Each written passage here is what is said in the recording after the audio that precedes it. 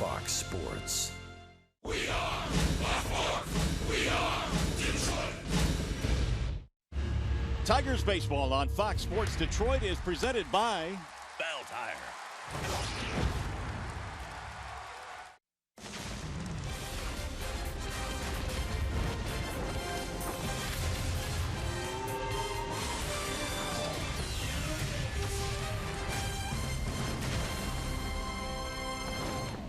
Tonight, the Tigers begin the final leg of their 8-game road trip, and they will do it here in Kansas City as we welcome you to Kauffman Stadium tonight. Fans are filing in for Game 1 in what will be a 3-game series between the Tigers and the world champion Kansas City Royals. Hi again, everyone. Welcome to Tigers Baseball. Mario and Pemba, Kirk Gibson. Glad to have you with us for the Tigers and Royals. And Gibby, when you look at what the Tigers have done on this road trip, really good competition, but they played some pretty good baseball. Yeah, great competition. Had the Yankees at home, then Pittsburgh, went to the home and home on Pittsburgh, then to Houston, come out of that 3-2. Pretty good so far. But guess who's coming? The world champion Kansas City Royals, playing very well again this year. A good team. They like each other. They're athletic. They've won a world championship, and they expect to win every night. All right, let's talk about this Tigers lineup because offensively they've been very good. We know the top and the middle of the lineup will get the job done, but there seems to be some power at the bottom of that lineup as well. Jose Iglesias has got off to a nice start. Well, you're looking for consistency 1 through 9 in your lineup, and the Tigers, obviously, their first 5 is great. Jose Iglesias only been in 120 games last year, hit 300, but this year off to a great start again. You see 324, 425 on base. Reached base 17 times, walking, taking his walks. They're looking for him to get into 150-plus games this year, and he hold that consistency. That lengthens that lineup down through the bottom. All right, now speaking of the bottom of the lineup, Jared Saltalamacchia, what a start he has gotten off to. People thought when McCann went down, but Salty has stepped in and done a nice job. Well, now you know why Alavila did his homework, because they went out and got Salty. He's leading all catchers. He got 4 home runs, 11 RBIs in only 7 games. Just really explosive offensively. I think he's got 3 home runs that have put us ahead or tied the game. And you worry about James McCann when he got hurt, but Salty stepped in very well, doing well defensively as well, throwing out the runners, picked it up where James McCann left off. And just what the Tigers were looking for right here so far from Salty. Hopefully he can stay on that pace. One of the great offseason acquisitions by Alavila, the acquisition of Jared Saltalamacchia. Well, coming up, we'll take a look at these Kansas City Royals. This is a team that finally put it together all the way last year, the world champion Royals. We'll take a look at them next. Tigers Royals coming up.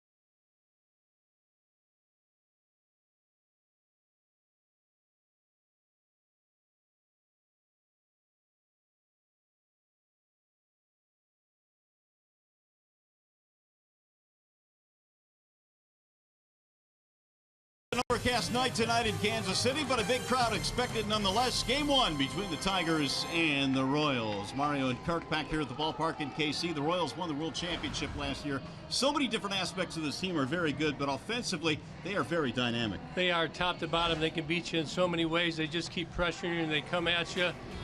They walk a lot. They don't strike out a lot. They don't hit a lot of home runs, but they power the ball up through the gaps. Kendrys Morales, the guy that came over a couple years ago, looked like he was finished with his career, and he's just been phenomenal filling in the middle of that order. They're also really good with runners in scoring position, finished second last year in that category, and with 2 outs, they are first in all of Major League Baseball, so they're going to grind you to the end. All right, now let's talk about their pitching, and not a lot is said about their rotation. Yordano Ventura, he's very good, but really what they concentrate on, 7th inning, 8th inning, 9th inning, and their defense. Well, everybody wants to get to 7, 8, 9 all throughout baseball, but the starters do have to do a good job, and they do just good enough. But look at the numbers from Herrera, Hochevar, and Davis. Zeros across the board. In the postseason, so far, they've gotten off to a very good start throughout the season. But the thing that really gets these guys, they play phenomenal defense. They make their starting pitching and their relievers even better when they put the ball in play. Salvi Perez, good behind the plate. Gold Glover at first base. They got 5 Gold Glovers that are going to start tonight's ball game. And Kelvin Escobar, how about this catch and throw right here? You're not going to see that from many people around the league. So overall, this is just a very solid team. A good test for a long road trip for the Tigers will start tonight. 11 Gold Gloves out there for the Royals. We'll take a quick time out. When we come back, we'll talk about tonight's starting pitcher, Shane Green. He's going to get the call for the Tigers. What a start he had against the Pirates his last time out. Tigers, Royals, coming up next.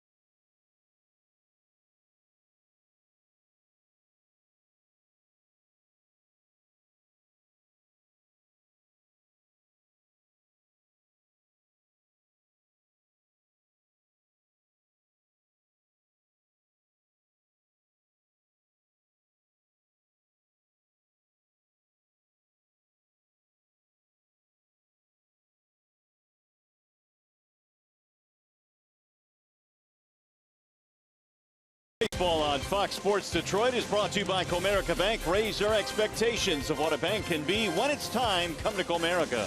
And by Dodge. Hurry into the Dodge Spring Clearance event and experience the power of the Dodge lineup. Well, if the Tigers combine for 3 or more home runs in this game, bring a copy of the box score to a participating Arby's location tomorrow, and you will score a free small order of curly fries. Just about ready for baseball here in Kansas City. First meeting of the season, the Tigers and Royals lineups. First pitch coming up next.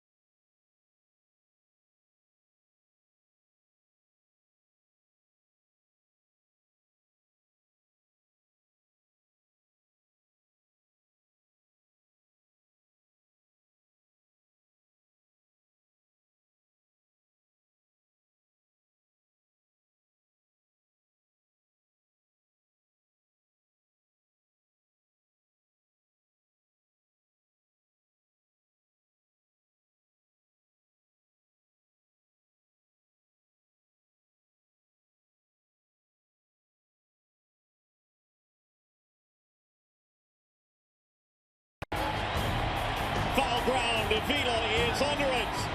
And they've done it. The Tigers have done it. For the fourth consecutive year, they are champions of the American League Central Division. It's good to be king. For 4 years, power reigned in Detroit. On the ground to Hosmer. Davis to the bag. Magic number 0.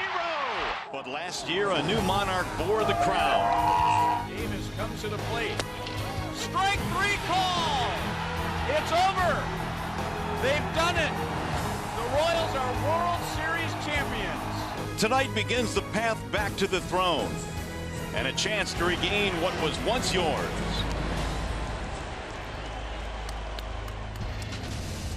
And we welcome you back to Kansas City. We're at Kauffman Stadium. Crowd still filing in here tonight. Game 1 in this series featuring the Tigers and the world champion Kansas City Royals. Nice night for baseball here in KC. Nice night to begin to wrap things up on this 8-game road swing for the Detroit Tigers. Here is the starting lineup for the Tigers tonight, presented by the Southeast Michigan Ford dealers. It'll be Ian Kinsler in the leadoff slot. Justin Upton is in left field. Miguel Cabrera is at first base. Victor Martinez, he had a big season last year against the Royals. He's the DH. JD is in right. Sal Talamaki at catching. Castellanos gets the night off tonight. It'll be Avila, Scosi, and Iglesias in the bottom 3 in the lineup this evening. And they're facing the right-handed offerings of Yordano Ventura. Well, it doesn't have a win yet this year, but he's had 6 strikeouts at each start and also 9 combined walks.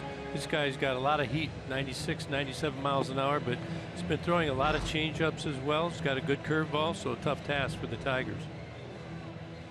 Let's take a look at the Royals starting defense, brought to you by Tim Hortons. In the outfield, Alex Gordon, Lorenzo Cain in center, Jared Dyson over at right, Mike Moustakas at third, Alcides Escobar at short, Omar Infante, who started with the Tigers in his career, second base, Eric Hosmer at first base. Salvador Perez will be catching Yordano Ventura. 11 gold gloves out there with 4 guys. Lorenzo Cain has won a Defensive Player of the Year, and Mike Moustakas should have a gold glove already, so very good defensive team. Yeah, 4 of those gold gloves belong to number 4, Alex Gordon, getting the start in left field here this evening. Well, the Tigers dropped 2 out of 3 against the Astros in Houston. They look to regain their edge here tonight against the 8-4 Royals, who come in first place in the Central. Ian batting .340 to get things started. He is 5 for 13 career against Yordano Ventura. You know, the Tigers played pretty well in Houston, but they got behind early in the game with a little bit of sloppiness, and Brad Ausmus made reference to that. But they've had an off day here in Kansas City, a rainy day, so everybody pretty much should be rested up and ready to go for this big series. And it'll be Kinsler, Upton, and Cabrera here in the first inning against Ventura. And here we go. The first pitch of tonight's ball game is a strike called on Kinsler. Already 95 right out of the gate from Ventura. Not loose yet. Kinsler sits safely in his last 6 consecutive games. And he fouls it off 0-2.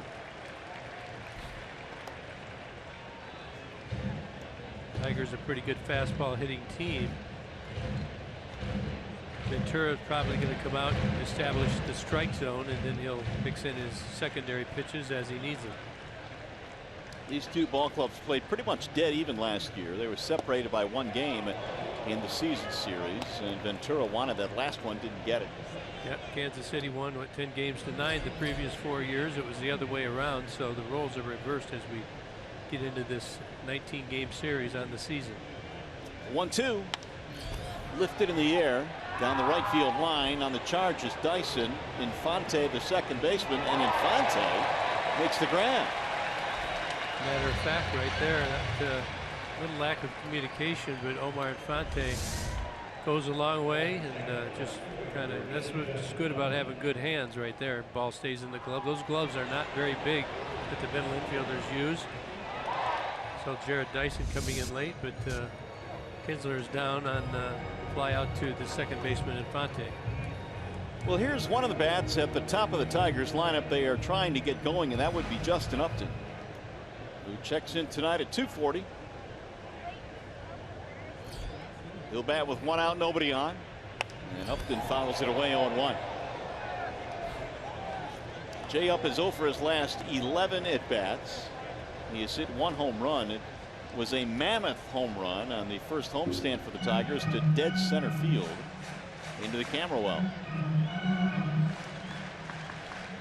Well, you talked about J-Up kind of looking for a stroke right now. He's been struggling with drifting a little bit. Let's see if Hosmer can get to this one. He runs out of room. I'm going to take a look at the side swing by J-Up. What I mean by that, the body's coming too far forward, and you take your hands out of it a little bit. He's been working on staying back. Now, this is a tough guy to stay back on, because when they throw hard like this, you tend to swing harder. Reality of it is you want to swing more efficiently and have a shorter stroke to the ball. Swing and a miss, and down he goes. That is the first strikeout of the ball game for Ventura. Here are the field conditions presented by Ace Hardware and the Scotts Company. Temperature 71 at game time. A little bit of humidity, not much. It is overcast, and they say by the time this game is over tonight, it'll be in the low 60s. There is some rain coming in later this evening, which should not affect the ball game.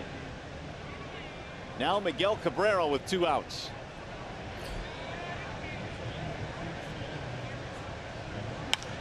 Driven foul back out of play, 0-1.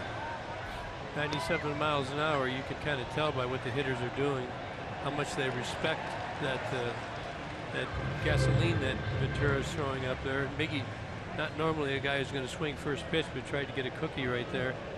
Couldn't catch up. Takes you a while to get and be able to gauge the velocity on his pitches.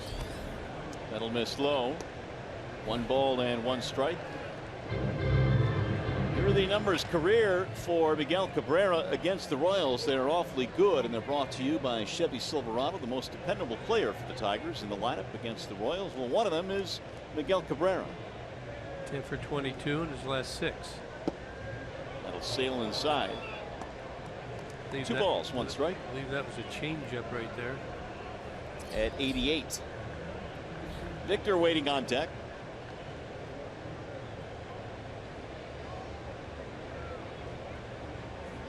Here's the 2-1 pitch. Last one again at 97 miles an hour, and it never ceases to fascinate me how a guy the size of Ventura, who is listed at 6 feet, 195, can throw that hard. That's easy gas too. If you look at his motion, it's not like he's rearing back. He just nice, smooth, efficient delivery. The ball flies and jumps right out of his hand. Swing and a miss. Cabrera's out of there. And the Tigers go quietly in the first. Couple of strikeouts for Yordano Ventura.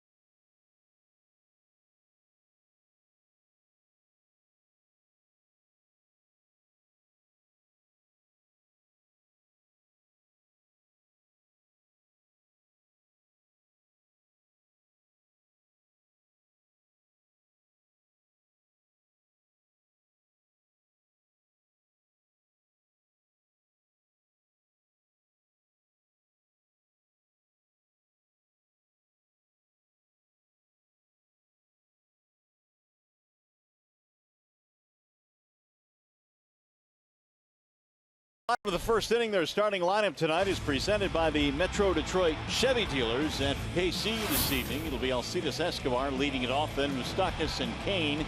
Kane was third in the MVP voting last year. Hosmer cleans up. Morales the DH. Gordon in left. Perez, Infante, and Dyson, who just came off the disabled list today.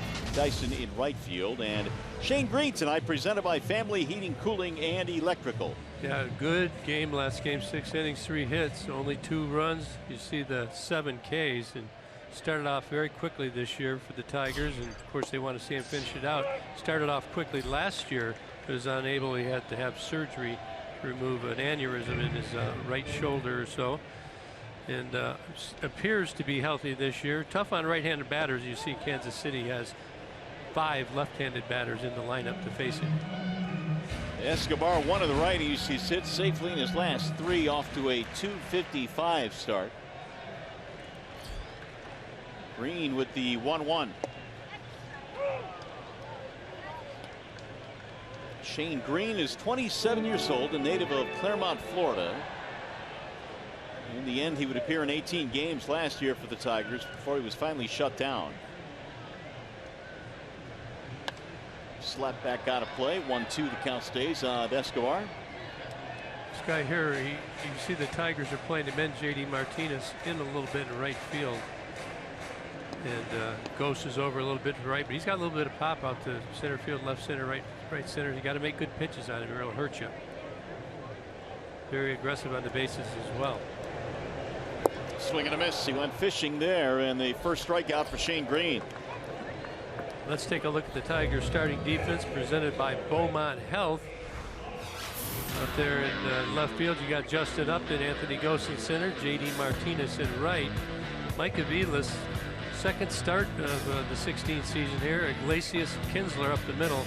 Miggy over at first, and Salty catching Shane Green.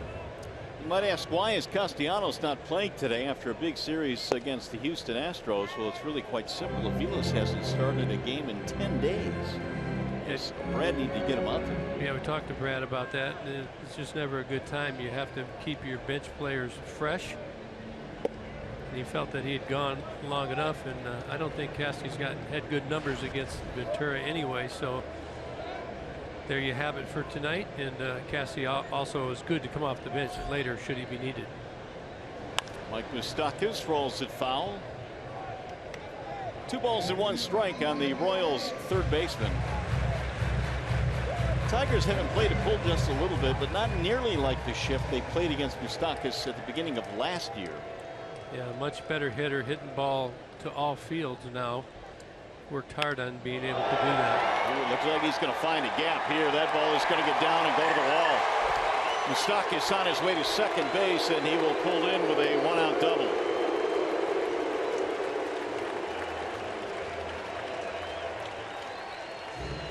Looks like Shane Green left fastball up in the zone. Moustakas gets his arms out, powers it into right center field. He's got pop. He's got the ball jumps off his bat. He had a tough season a couple of years ago. Actually, he had to go back down to AAA, but a very good season for the Royals last year, and off to a pretty decent start so far for them this year. And so Moustakas in scoring position now for Lorenzo Cain. A couple of home runs so far in the season for Cain. .227 batting average.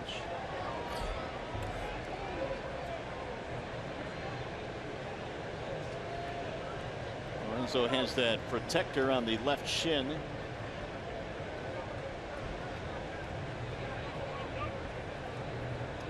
Several different names for those pads go around the league, Mario, and obviously he hits a lot of balls off his front shin. That's something you want to protect. If you get one off of there, and you've had several in your career, it can really blow up on you and affect your game.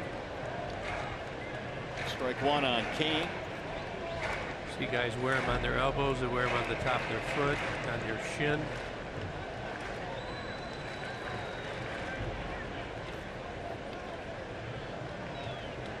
Cain has knocked in 6 this year.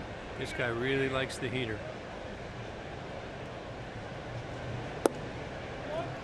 Fastball darting low, and the count now on Cain goes 1 ball, 1 strike.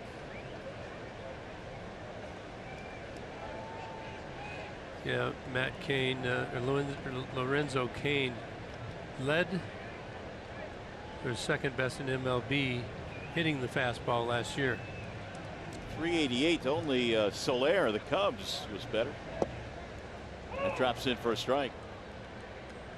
1-2 on Kane. I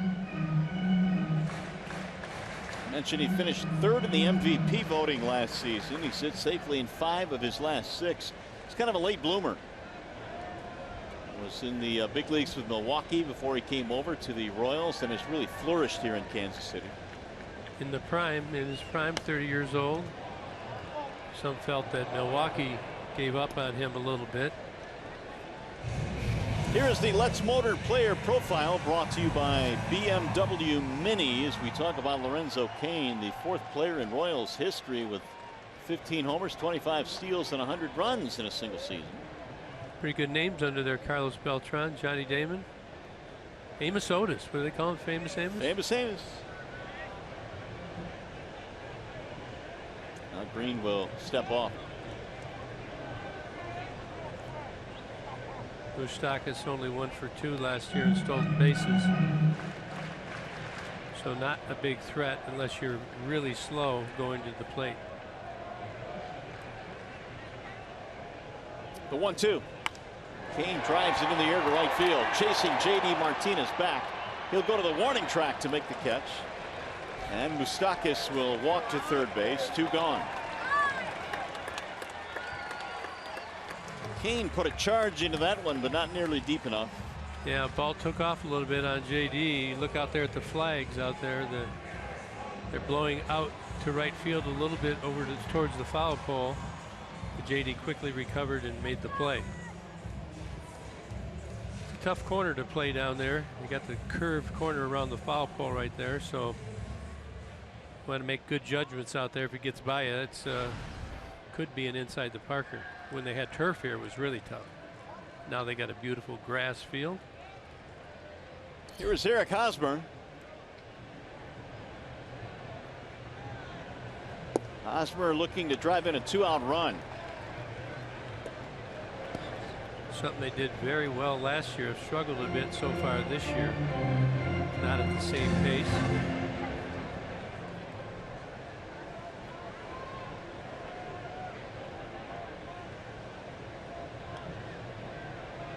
Here's the 1-0. Chopper to the first baseman. That's going to be a fair ball, and it will end the inning as Cabrera tags the bag for the out. Nothing comes of the 1-out double.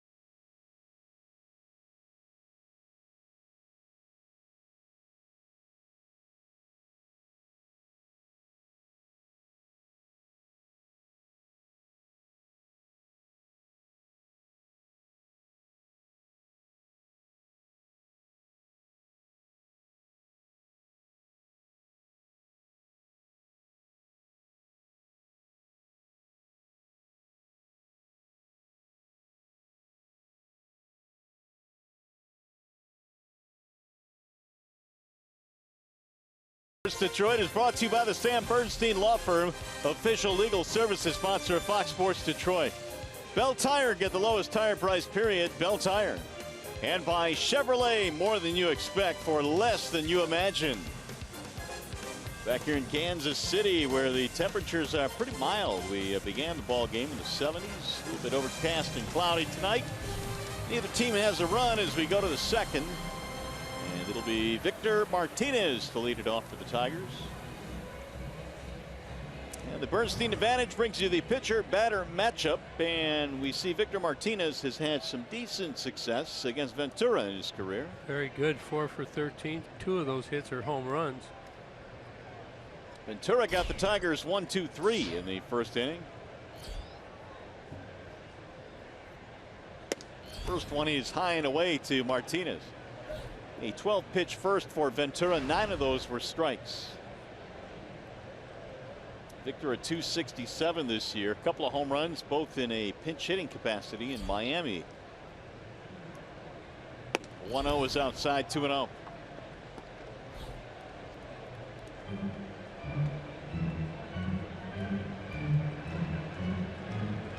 Donald Ventura was 9-2 following the All-Star break last year, an ERA of about 3.5. He really turned it on down the stretch. And he missed high and away, 3-0. Good discipline right there, laying off. That's a borderline 2-0 pitch. Victor knows he doesn't want that pitch up and away. Looking for something that he can center cut. Martinez 3 hits on this road trip. And he was swinging on 3-0. Let's take a look. Last August in Detroit, two times Victor went yard on Ventura. So he's respecting him tonight. And Victor struggled from the left side of the batter's box last year, but not on that day. Here's the 3-1. The good healthy rip, 3-2 against that mid-90s fastball of Ventura. JD Martinez waiting on deck. Tigers at 7-4 to start the new year. Wrapping up this road trip before coming back home after the game on Thursday. Driven deep in the air to right field. That's going to chase Dyson back to the track. He's going to the wall to make the catch. One away. Just missed that one right there. Down and in. Lefties generally like it down there in that area. 3-2 count. Looks like he just hit it off the end of the bat. Fairly deep, but not deep enough. One away here in the second. 4 straight retired by Ventura to start this one. Here is J.D. Martinez. What a start he's gotten off to. Good numbers against Ventura, 4 for 11. And J.D. batting .372, which is good for 3rd in the American League entering play today. You know, one of the things you want to do as a hitter, you want to get a good gauge of what that starting pitcher is featuring. You want to have a good mindset as you go into that second at bat. With nobody on, I generally like to see taking more pitches. So if you get up with the guy on base, you've seen as many pitches as you can. That way you'll be better prepared. Shall you come up the next inning with runners in scoring position? Previously, Victor took him to 3-2.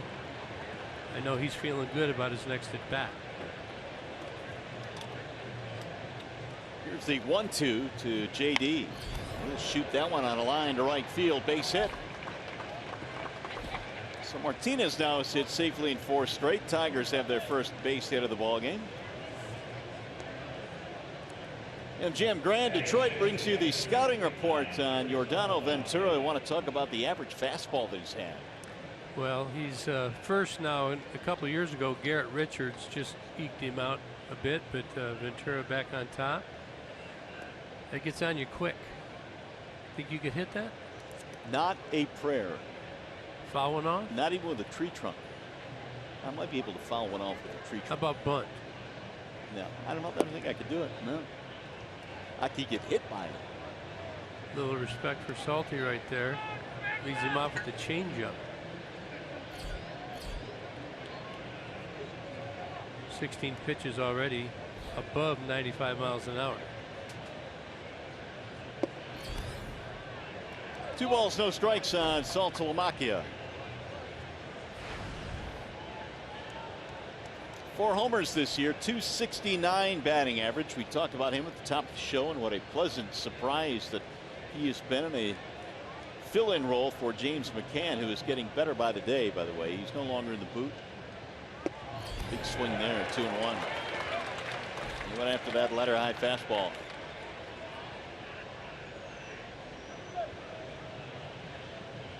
Take a look at the defensive alignment. Still expecting Salty to pull the ball.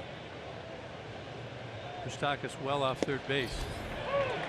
Well, after 3 games in Houston where everybody in this Tigers lineup was shifted in a major way, this kind of defensive alignment doesn't seem all that bad. I mean, Houston, they're one of the teams that takes it to extremes.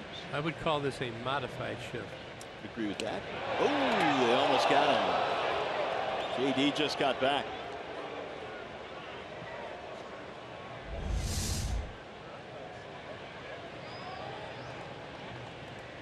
Yeah, I think he got in there. But just as all dugouts do, you got to make a quick call. Ed Yost waiting for the call from the video room. He's not going to challenge. This is an area where the Tigers have excelled this year in challenges. They've been able to get a few to go their way. 2-2 on Saltalamacchia. 3-2 now. Hey, you got to watch these Royals. You've got a couple guys that have really quick moves, and Salvador Perez got some signs that he gives. We'll show you that as we get into the game.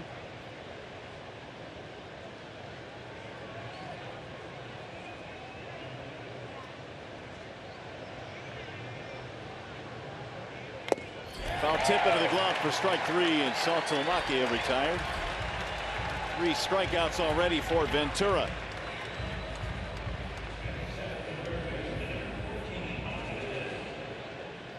We'll bring up Mike Aviles.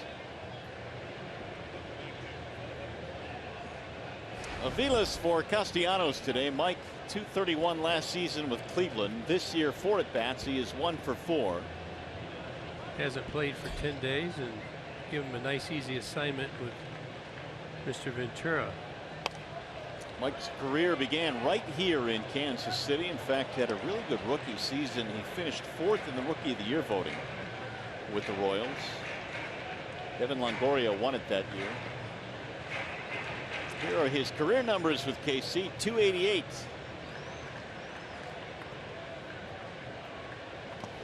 Checked it. Likes that fastball. You get all the fastball he can handle tonight.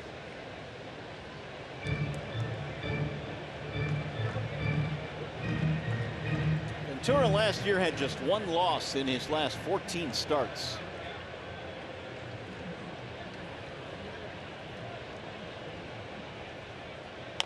Little chopper off the end of the bat. Hosmer grabs it. Ventura covers. Wide throw in time for the out. Tigers get their first hit of the game, a 1-out single. But that's it. No runs, 1 hit, 1 left. Still no score.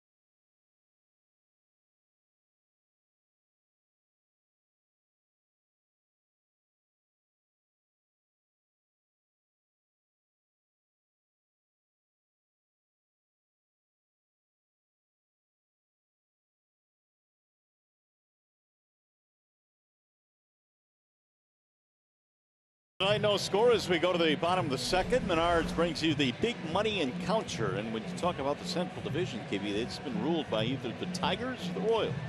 Well, you can see Chicago, Cleveland, and Minnesota not even out of double digits, but Tigers and Kansas City have been going at it for 5 years. This is the 6th. Both organizations have been very strong. Kansas City's been building, and of course had the World Championship last year. Tigers trying to get back on top of them this year. Kendrys Morales leads it off, a Silver Slugger winner last year. Swing and a miss. They will shift Morales to the right side, giving up the left side of the infield. Shane Green gave up a double, no damage in the first, and he missed inside and low. Green in that first start threw a ton of cutters and sinkers in that masterful performance against the Pittsburgh Pirates. Struck out 7 in 6 innings. Little miss low.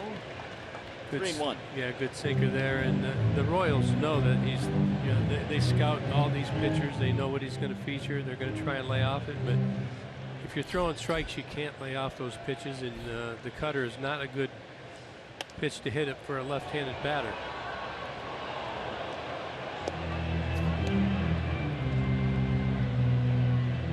Take a look at Shane Green's pitch usage last season. Not many four-seamers, a lot of sinkers, a lot of cutters. Almost hit him as Morales spins out of the way at ball 4. Leadoff man on for the Royals here in the second.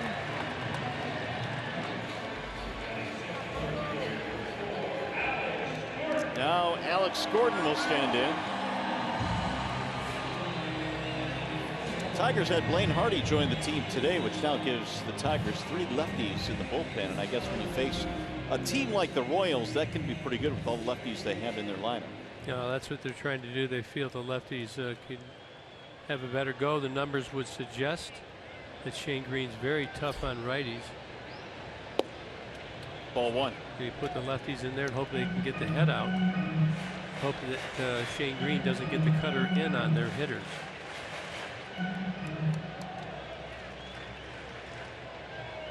Gordon last year missed a lot of time with a groin injury that happened in July. Ball missing high and away. Fastball up 2-0. Now this year Shane Green's about 56% ground balls. The average around the league right now is around 44%. That's what he needs to get that ground ball double play ball.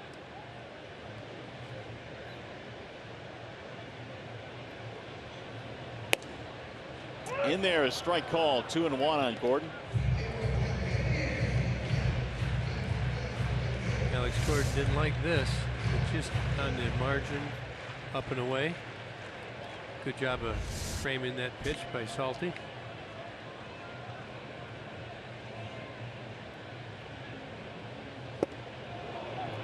High heat, dialed it up to 93 right at the letters and threw it by. Shane Green up around 31 pitches already here in the bottom of the second inning. One of the things that this Tigers team needs is a starter to go deeper into a game. Jordan Zimmerman, I think, went 7 innings one time. Verlander almost made 7, but been pretty much five, maybe 6 innings. I think the worry would be if they can't go deeper into the games, the bullpen going to get a little tired a little earlier than they want to. Well, waiting on deck is Salvador Perez. The 3-2 is rolled foul. Well, this is 2 hitters, both 3-2 counts. There was some thought here in KC that the Royals would not be able to bring Alex Gordon back, and that he might leave as a free agent, but they signed him to a 4-year deal in January. So Ned Yost has one of his key pieces back.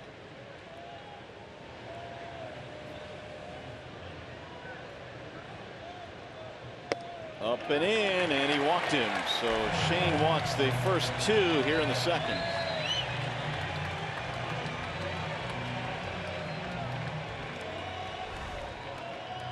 Well, Go ahead, Mario. I was going to say, here's that roster move, Gibby, with Blaine Harding. And Logan Kensing really didn't pitch a whole lot for the Tigers. Well, he pitched early on, got 4 2/3 innings in, threw the ball decent. Now he'll go down to Toledo and probably get stretched out a little bit more. Blaine Harding, activated from the DL, did throw 4 games in the minors, 2 in Lakeland and 2 in Toledo. And he was really good last year for the Tigers out of the bullpen. Sure was. And the Tigers have 3 lefties in the bullpen now. 3 lefties, 4 righties. Salvador Perez batting .231. He's got a couple of walks ahead of him. Morales and Gordon, they're on the bases with nobody out.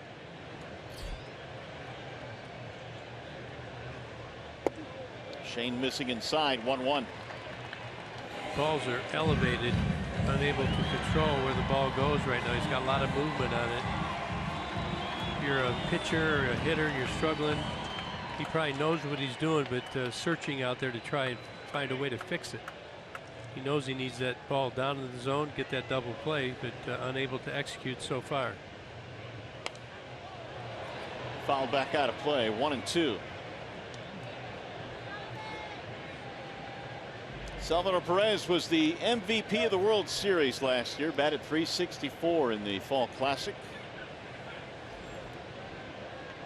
There had not been a catcher to win the MVP in the World Series since 1992 when Pat Borders won it for the Toronto Blue Jays.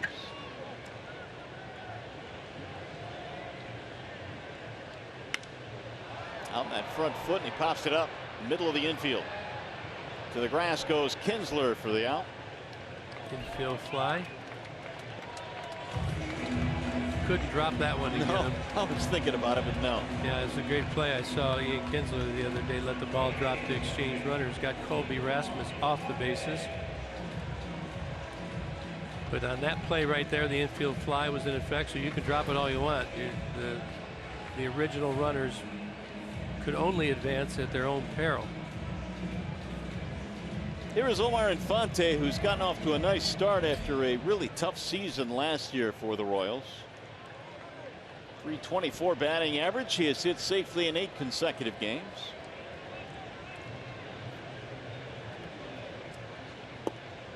Ball 1 to Infante. Remember way back in 2003 we had Omar Infante and Ramon Santiago come up together. Here he is 1,479 games later, over 5,000 at bats. Had a pretty good career. He really has, and he's had the good fortune now of playing in 3 World Series. The '06 World Series with the Tigers, 2012, and last year with the Royals. Knows his role. He came up as a shortstop. Now has played second base for many years.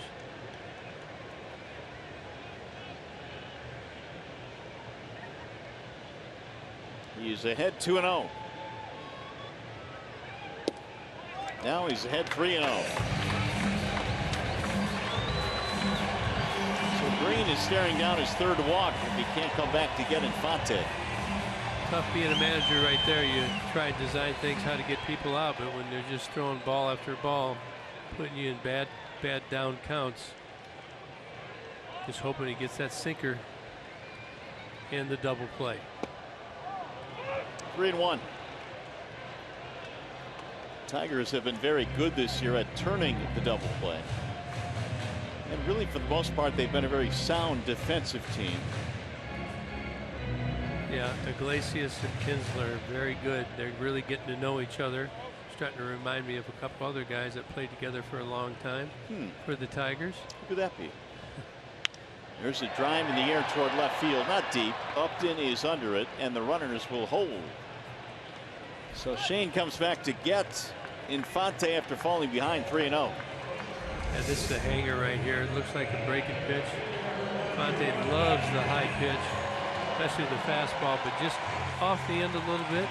Chiap puts it away. No advancement by the runners. Here's Gerard Dyson.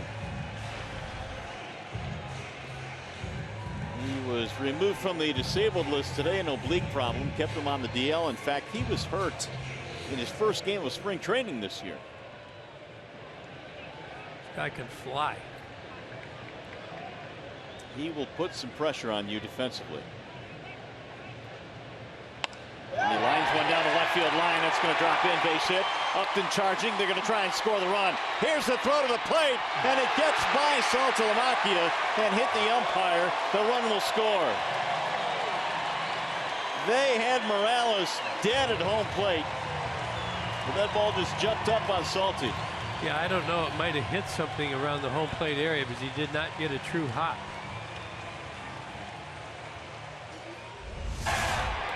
CJ gets around it, come in, really lets go of it, makes the decision to go all the way. Hit over there in the baseline. It's very hard right there, and the ball just bounces up. Salty can't handle it. Really took off on him. Dyson takes second on the throw. It's 1-0 Royals.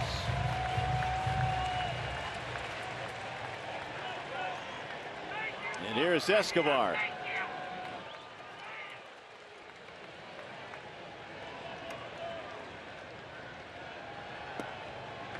Bender breaks low and away, 1-0. It's kind of an aggressive move down there by Mike Jersley, wasn't it? Sending home Morales. I think the reason he did it was because Jap had to run laterally first. And I don't think he thought he'd get over there as quickly and have that strong of a throw. 2 down though. You get the bottom of the order. I think you got to go for it. Escobar tried to lay down a bunt. Shane Green has been 4 of 10 in first pitch strikes so far in this game. He has walked 2, and he has given up a couple of hits. Well, we'll take one more look after this next pitch. A lot goes on in that play. You have the third base coach. Is he going to send him? Is he not? He's reading Jay up. Salty's looking at the runner, peeking at the runner. You don't want to block the plate. We know there's that rule. And you have to keep your eyes on the ball and the runner. Try and catch it and make the tag. See, Jap gets around. He lets it go. He got himself in good position. So Tigers could have had it, but unable to make the play. If you're in the outfielder, you get a little frustrated there. That's a pretty good play by everybody. It's just a bad break on the bounce. Tigers, in addition, may have gotten a break in that ball hit the home plate umpire Chris Cuccione. Yeah, it would have been another run. And the Royals would have a 2-0 lead had that ball gone all the way to the backstop. More than likely. Yeah, centered him right there. Look at the umpire standing there. Call that a finder. A finder? Well, there's another word that goes with it. You can select whatever fits you. The second word is finder. It found him. It found him all right. The 1-2 is fouled straight back. Escobar struck out in the first.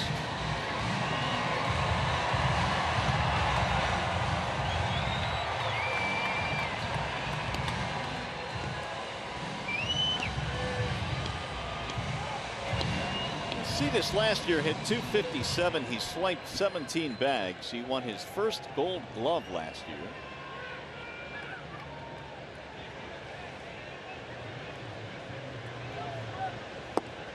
Just missed outside. Escobar thought about offering.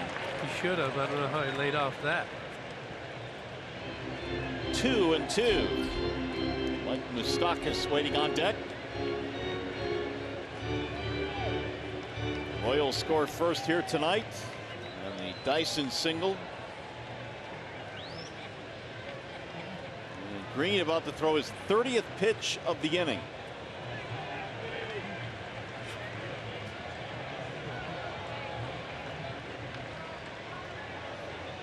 Outside.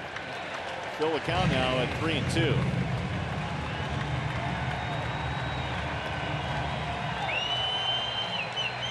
Brad hoping not to get into that bullpen early tonight, but Green's pitch count starting to elevate now. Escobar 55 at bats coming into the game, only 1 walk. So if he can make it anything close, he's going to swing at it.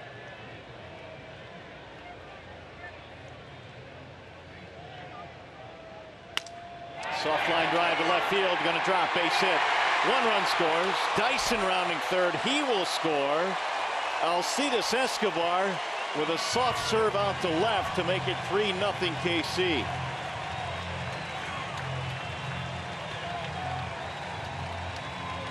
When you walk the 2 guys, you hope you can get out of it. But this is good hit. And look at how Escobar stays on the ball. He doesn't pull off of it. Just hits it off the end of the bat and serves it over the shortstop Iglesias' head. For sure, you're not going to get the speedy Dyson scoring from second. Tigers now find themselves in a hole, 3-0. Escobar gets RBIs 3 and 4 on the season, and that'll bring up Mike Moustakas. Green trying to regroup. Moustakas slammed a double to the gap in the first inning. Keep an eye on Escobar here. He'll want to run. Pitch out. Tigers thought it might be on the first pitch. Escobar is 3 for 3 this year.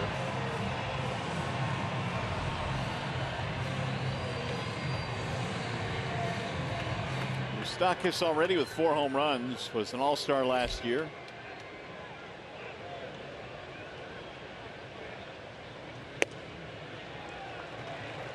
(2-0), so Shane continues to fall behind hitters. Yeah, just about everybody this whole inning, all over the place. I think he's trying to be quick to the plate to counteract Escobar in his stolen base attempt, but he's going to have to slow it down, find a way to throw a strike. Fouled back out of play, 2-1.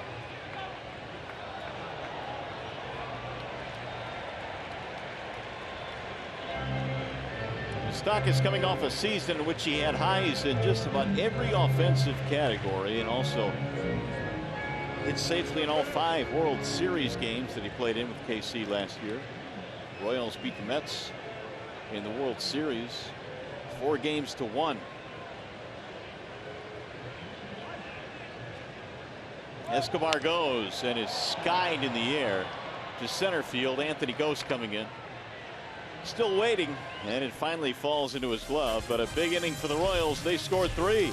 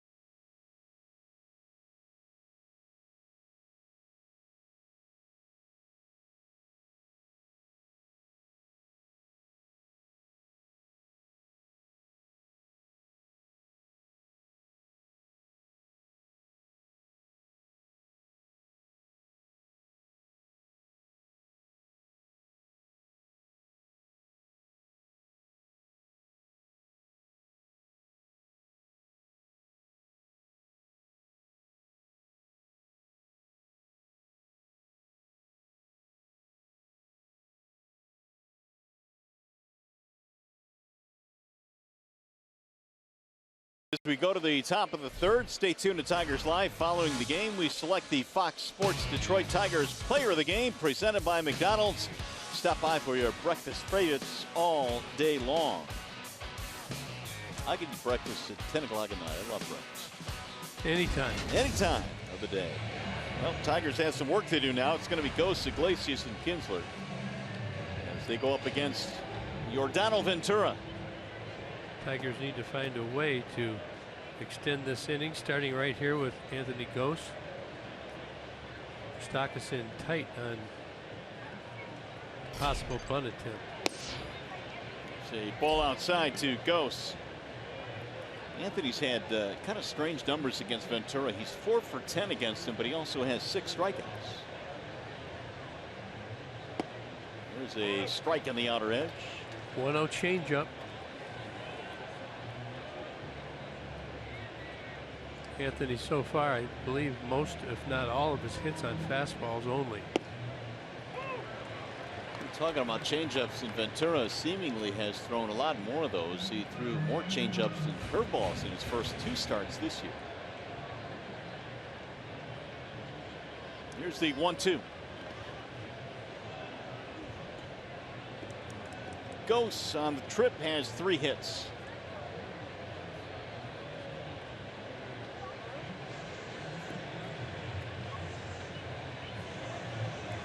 Anthony has knocked in a couple this year. He has seen the majority of the playing time in center field. Cameron Maben, you may have heard, was hit on the wrist again in his minor league rehab. But they say that he's okay. He's just a little bit sore. The CT scan came back negative, so that's good news. Chopper up the middle, and that'll get into center field. Leadoff single. That a boy. Tigers finally get the leadoff guy on. I heard that the Maben thing was not serious as well. Look at Iglesias, off to a good start this year. 324 batting average on base. Reached base 17 times, and he's walking. One of the few guys, about 1 strikeout for 10 at bats.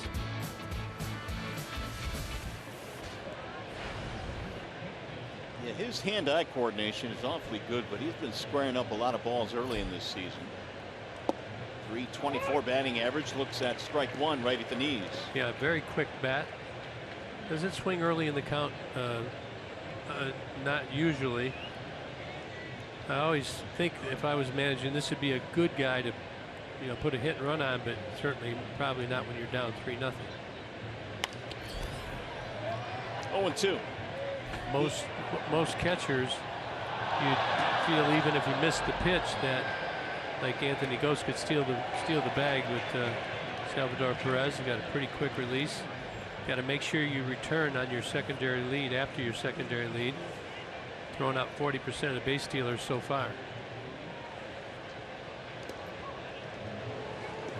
Well, it was right at the bag, but Ghost got back in there.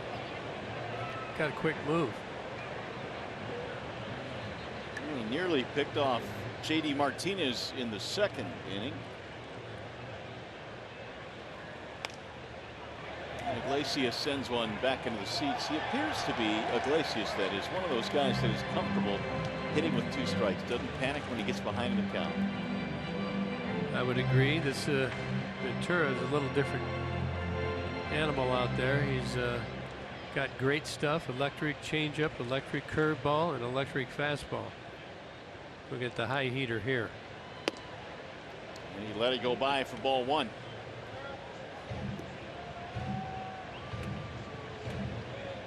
There you can see Jose Iglesias last season and this season with 2 strikes. 309 last season. Pretty good for 350 on base. Nubbed off the end of the bat. They'll go to second, throw it almost into center field, and they're going to get nobody. Everybody is safe. So Ventura's throw was wide, and a big break there for the Tigers.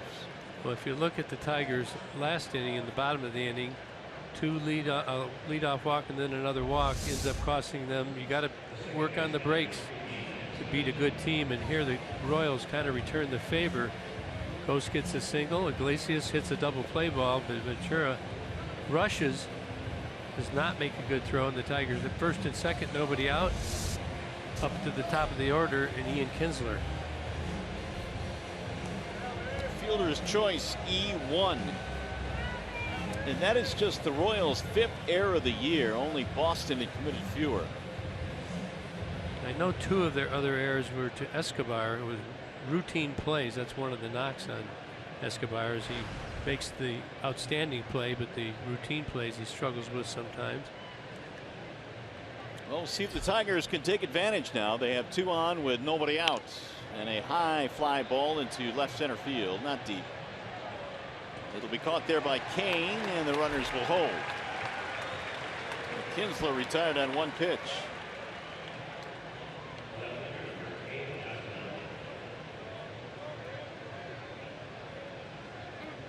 Here's Justin Upton.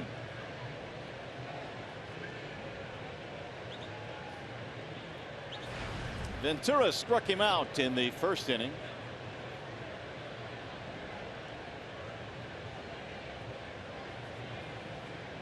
Upton with only 2 RBIs so far on the year. Strike 1. Pretty good career here at Kauffman Stadium for Jay Up in 11 games, 366 average. Good OPS there of 961.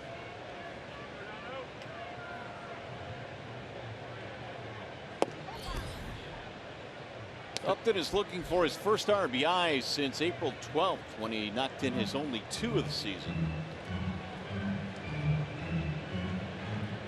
That's that day when Justin had a 4-hit day, was 4 for 5, including the long home run.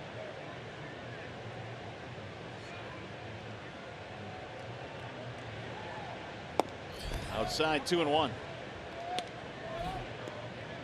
I know there's good pitching all around the league, but when you're a guy like Upton, who's kind of fighting it a little bit right now, probably one of the last guys I want to see is Ventura. Well, I mean, it doesn't really matter. I think Jap overall is a pretty good fastball hitter. Fouled away. You see that ball explodes on him, got in on him as well. You want to try and get the bad head out front of the plate, and you know a fastball's coming. Just a little off mechanically. It's all about timing for really any hitter. Mechanically, he's fine, except for the timing aspect of putting everything together.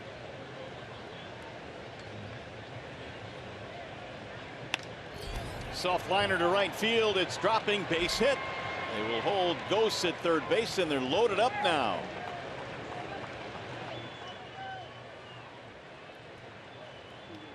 Let's take a look at the Bell Tire pitch by pitch. This is the last sequence with Jay Up. Ventura coming at him with the fastball. Jay Up takes, gets ahead in the count, 2-1. Still coming heater, and Jay Up fists another one. That's a beauty right there. I mean, stayed with it, let the ball get deeper than normal. Tigers now have the bases loaded, 1 out. And you've got the guy you want up there, Miguel Cabrera. Miggy struck out in the first. Swing and a miss. Change up.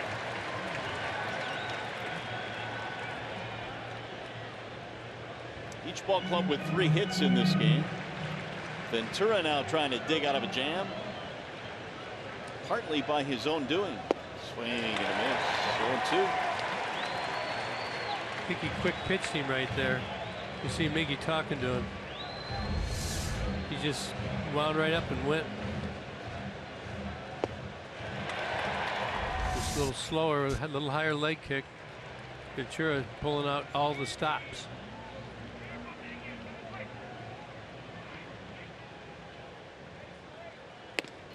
And he wouldn't chase the fastball. It was pretty much at the bill of the cat. Miguel Cabrera, 4th in the major leagues last year, and hitting with runners in scoring position. Like to see him keep that pace going starting right now. They are loaded up with Tigers. Low, 2-2. That's the 3rd changeup of the at bat. Miggy saw that one pretty good, didn't nibble at all.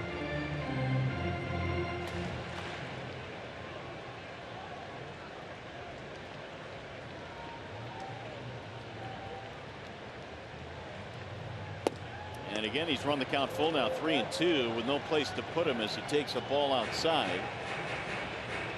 Another changeup. You got to have enough guts to throw the breaking pitch now. He has the only pitch he has not seen this at bat.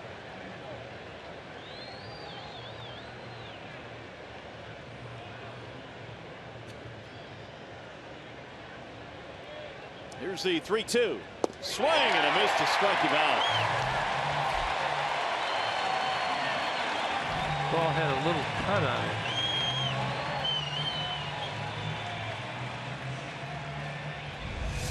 Outside part of the plate, just look at it, just has a little fade on it at the end right there in a perfect spot. He makes a perfect pitch. Maybe you can't get it done. But he'll be counting on Victor Martinez now to pick him up. Victor fly to right field, deep to right field his first time up.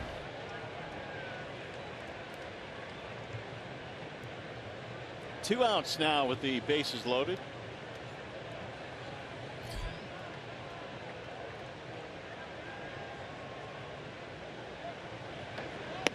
Ball one. And we showed the 2 home runs that Martinez hit against Ventura last year in his last at bat, and you wonder if there's not even just a small piece of Ventura that thinks back to those at bats, and maybe Victor has a little bit of a psychological edge against Ventura now. Hope you're right. He's thrown a lot of off-speed pitches this inning when he got in trouble, when he had base runners on base. Popped up. First base side, who wants it? Hosmer does, and the Tigers will leave him loaded. No runs, 2 hits, 3 left. Still 3-0 KC.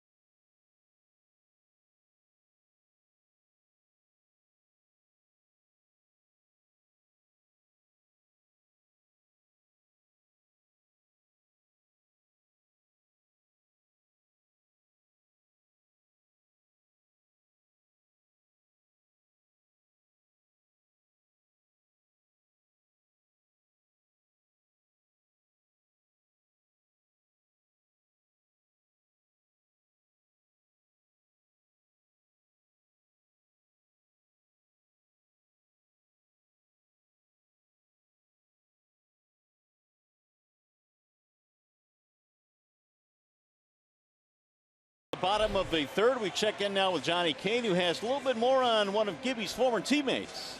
Yeah, that's right. I actually had the good fortune today to talk with Royals first base coach Rusty Kuntz. Of course, Kuntz, a big member of that 1984 World Championship team for the Tigers, and we were reminiscing about the '84 series, right? So we get to, he says, you get to Game 5, it's all square. He's sitting in the dugout. He's thinking, there's no shot I'm coming into this game. Next thing you know, Sparky Anderson says, Rusty, grab a bat.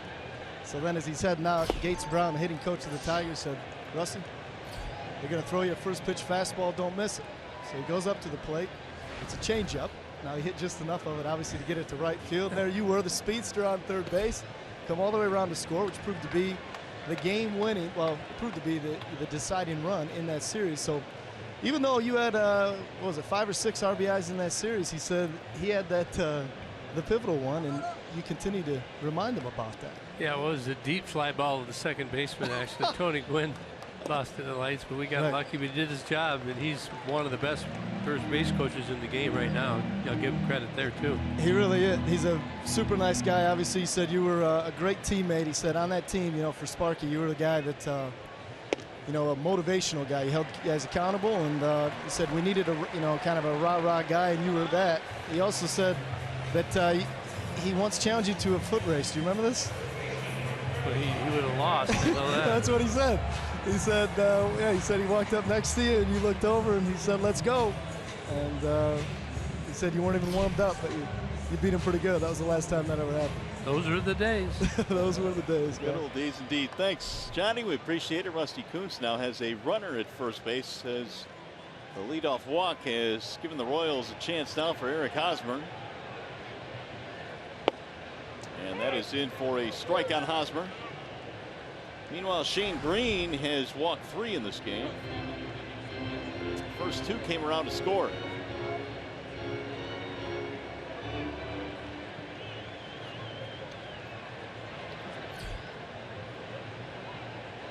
Hosmer bounced out. He is 0 for 1. It was in his first at bat. He swings and fouls it off. No balls, 2 strikes on Hosmer. Talking about Rusty and him being one of the better first base coaches. He's been around a long time and he's really good at picking little things up. Over there at first base, he can alert his base runners what to watch, times them up good, preps them before the game, and verifies it while he's within the game. When you're a runner and you have that confidence, you're much more aggressive, get a better jump.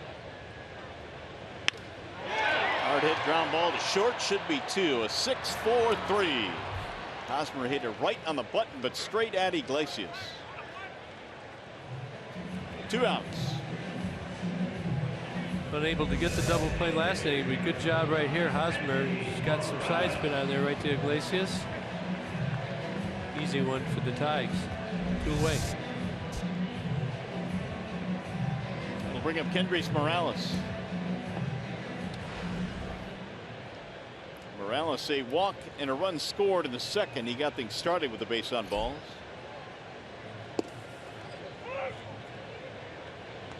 And they play him to pull. Kendrys last year hit .290 with 106 runs driven in for KC. He's going to beat the shift. It'll be a 2-out single. Trying to figure out whether he actually tried to do this or the ball was up and in, and he just, there you see everybody's all to this side of the field. And Morales just inside outs the pitch. It sure looks like he was going that way. He's got a 2-out single. That's why I think if hitters start to do that more, you're going to see less shifts, or at least less of the violent shifts where so many are all the way over on one side of the field. Here's Alex Gordon. Gordon also had a walk in the second. Well, the Tigers, we were talking about how they were shifting Moustakas at the beginning of last year, and they just stopped doing it because Moustakas became really adept at going the other way. It'll be a ball low, 1-0. I've always felt, and I think most agree, that these shifts are going to make some hitters better hitters. It'll force them to go to the opposite field. Especially if they're going to pitch you outside. You can just get your bat head on the ball and just serve it over there. That was pretty good hitting by Morales. The ball was running in on him and he still hit it the other way. 2-0.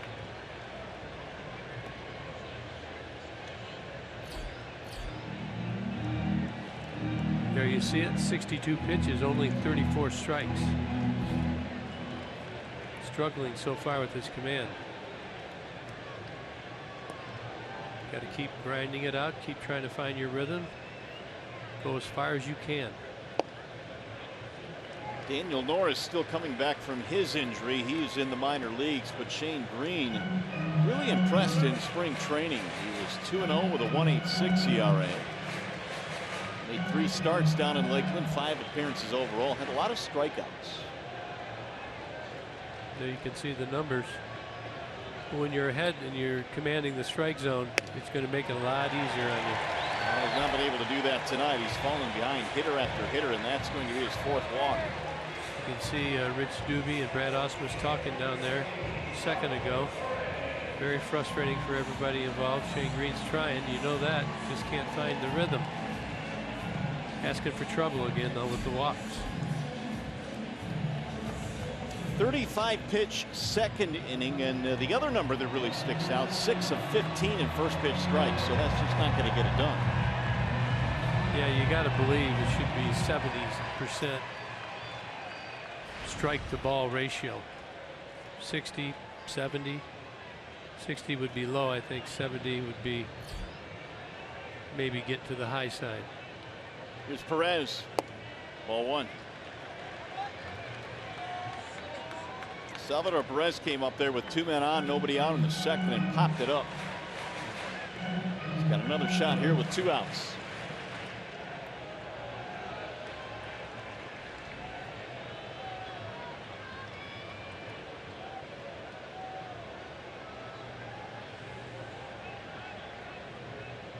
Here's the 1-0.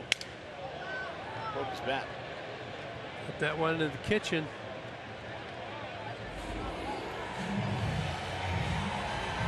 Get some new wood. Looks like he's got some maple there. It's a little cutter that Shane's been trying to throw. Throwing the 2-seamer inside to the righties, cutter to the lefties. Salvador Perez, not one that likes to walk either.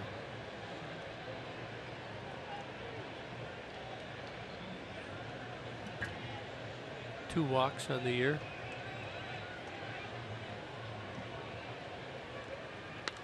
Line to left. That's going to get down fair and go to the corner. 1 run is in. Here's Gordon coming to third. They're going to send him home. And the throw not in time and cut off. Salvador Perez has knocked in 2, and it's 5-0.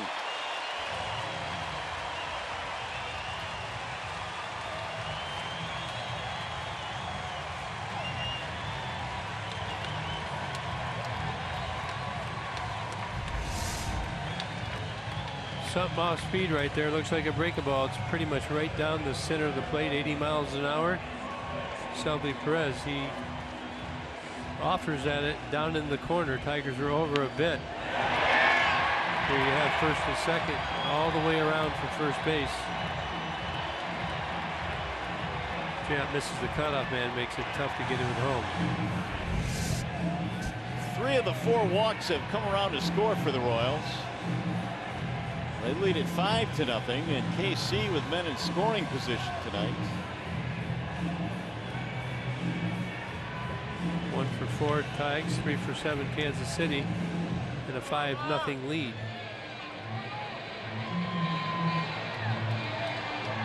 Here's Omar Infante. We talked about this Royals team on the open, Kirk, about their ability to hit with runners in scoring position, and they've just been extremely efficient, and they are again here tonight. As Kyle Ryan warms up in the Detroit bullpen now. Here's Infante.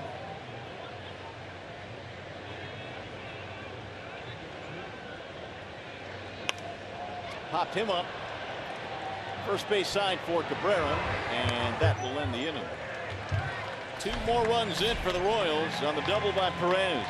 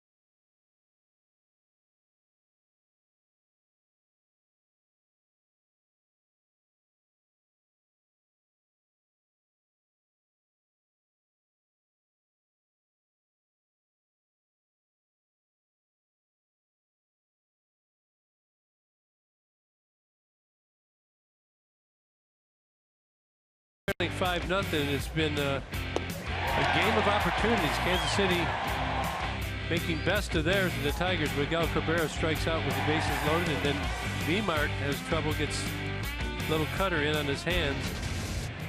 Hopefully next time we'll be able to capitalize on it. That's very unusual. You Tigers, you get the bases loaded, you got a chance to come back in the game. You got Miggy and V-Mart up. You're thinking it's all going to go right, but so far this game has not gone in the Tigers' favor. Long way to go as we go to the 4th inning. Yeah, you got 6 more innings to go. They're a very potent offense. You need to get a pitching in here that can hold the Kansas City Royals down for the rest of the game. J.D. Martinez, Jared Saltalamacchia, and Mike Aviles in the Tigers' 4th. J.D. had a single in the 2nd. Tigers could not advance him. The average now up to 386 for Martinez. Here's the 0-1. Ventura missing high. 1 ball, 1 strike. Ventura's been pretty tough in this ballpark against the Tigers. 3-0 career, an ERA of under 1. Now the 1-1 pitch. In on his hands, fouled away, 1-2. Giordano Ventura home 3-0, on the road 1-0, but the ERA up around 650. Less strikeouts as well. I think most people feel more comfortable at their home ballpark. Bouncing ball to short, Escobar. And JD is out 1 away. Well, this Sunday the Tigers take on the Indians at 1:10. It's Kids Opening Day. All kids 14 and under receive a free Tigers team baseball card set. Visit tigers.com or call 866-66-TIGER. Did you collect baseball cards? Some of them. I'm not a huge card collector, but I do have a pretty good collection of memorabilia. How about you? Yeah, I used to collect them a lot when I was a kid. I still have more than I probably should have right now. But as I got older, I stopped. You know who had a big card collection and an expensive one was Dmitri Young, former Tiger. Yep. Spent a lot for it as well. It's amazing that market, what people value. And when I was a little kid, I remember I got a top set with the, you get the big long everybody's card in it, and then you go back years later and dig through them and see who you got. How many Hall of Famers you get, Yeah, exactly. I don't know how many Hall of Famers I have. Quite a few. But it's always fun to go back and look at them. You look at this Tigers team right now. Who's going to be a Hall of Famer? You want to go out and get a set. It's a good gift too for any of your children. Something that could turn a value later in life. 1-2, missing low. 2-2 on Salty. Strikeout victim in the 2nd, and 1 of 4 in the ball game for Ventura. Way outside. And Ventura's gone to 3-2 now on Saltalamacchia.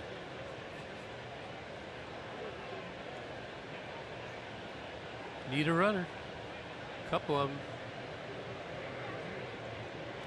And there's your runner. It's a 1-out walk.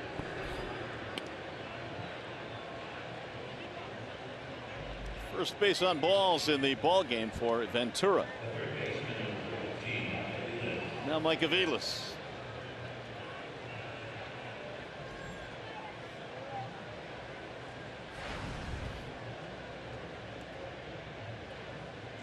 Aviles bounced out on his first at bat. He's 0 for 1. Tigers have been out hit 5-3, now scored 5-0. There's a strike called on Aviles.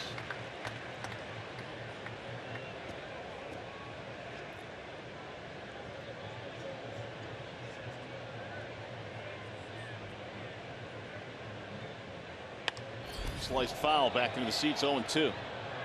So many times through a season you get into these games, they get frustrating, things don't go your way, and then you just want to tell yourself to hang in there. It's just one quick break right here. You get a double down the right field line or get a gapper, you score a run, and the outlook changes.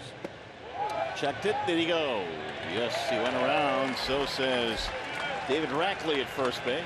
I don't know, did he look like he might have held up to me? I thought he did.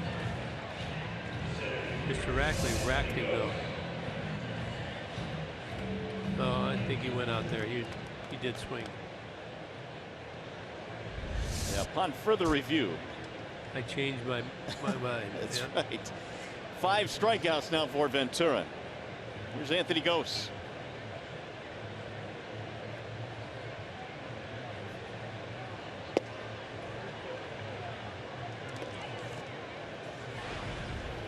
I mentioned Gose has decent numbers against Ventura, so he gets the call again here today. Anthony now 5 for 11 against Giordano. High fly ball toward left. Gordon is under it, and the inning is over. No runs, a walk, 1 man left. To the bottom of the 4th we go in KC.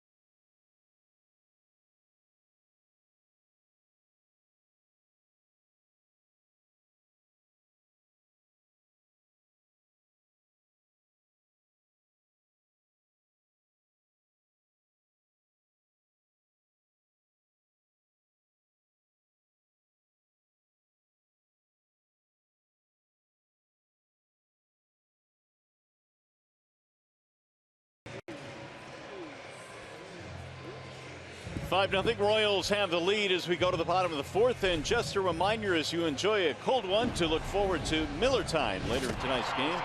Brought to you by Miller Lite. Gerard Dyson leads it off for the Royals. In the home half of the 4th inning, looks at strike 1 from Shane Green. You're going to want to be way in on the corners here, especially at third base. Dyson can fly. Don't want him to bunt on you. Probably wouldn't 5-0, but it is only the 4th inning. Popped up, shallow left field. Who's going to get there? Tough play for Iglesias. He does that good. Does it very well. Doesn't panic. Good first step. Then he locates it. And he turns his glove actually back towards the home plate. A little flash on the end of it, huh? That mustard out. For that hot dog. As long as you catch it, who cares? It doesn't matter, does it? No, it doesn't matter. I mean, he likes to have fun when he does that. There's no problem with that at all. You know, it's almost a routine play for him. That's a really difficult play that he makes look so easy. He did it in the postseason a couple of years ago against the Red Sox. He's a terrific defender. Yeah, well, what he does is he has a great sense for running to the spot. You read it, you turn your back, you look up, re-gauge it, and hopefully you're there, and he's very good at that. Alcides Escobar, the batter. 1 gone in the 4th. Escobar down on the count 0-2.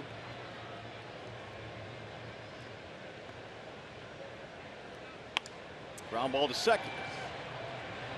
Kinsler throws him out, 2 away. That's what we're looking for. 2 quick outs, keep the speedy guys off the base. Throwing strikes. Tigers had Kyle Ryan warming up a little bit earlier in the game when it looked like Green might be on the brink, but he has since settled in a bit. Here's Mike Moustakas.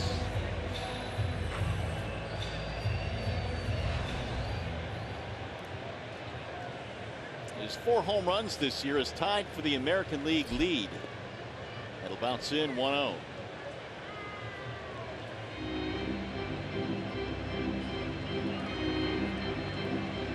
Little different situation in the National League. Got some guys really powering the ball out of the ballpark.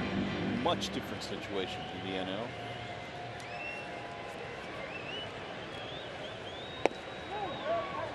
Did he go? Yes, he went around. We were talking earlier about the shift. You can see in 14 and 15, 51% pull. Now he's 39%, spreading it around more in the outfield. High fly ball down the left field line for Upton. Don't take your eye off that one. Sky's getting a little hazy. 1-2-3 inning.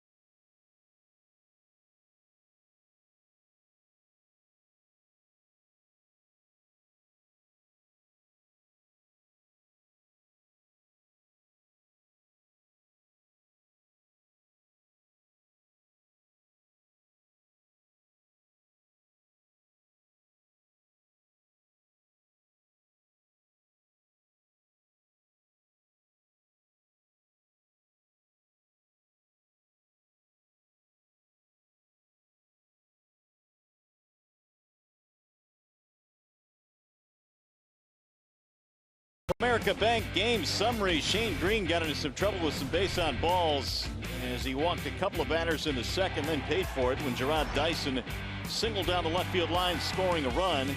Later in the inning, Alcides Escobar with a loop single to left, then made it 3-0 KC.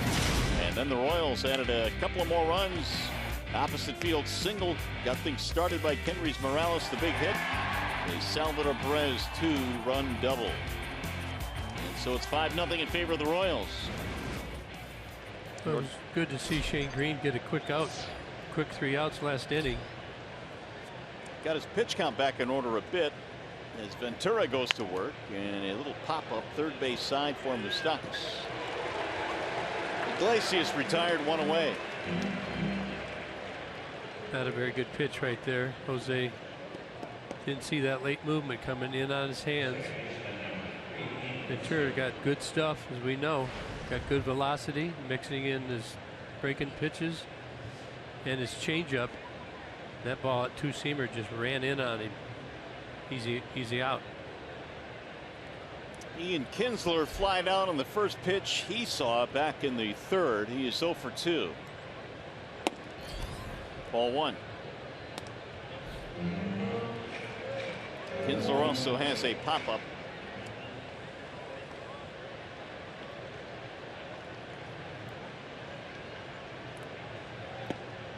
That's in there for a strike. 1-1.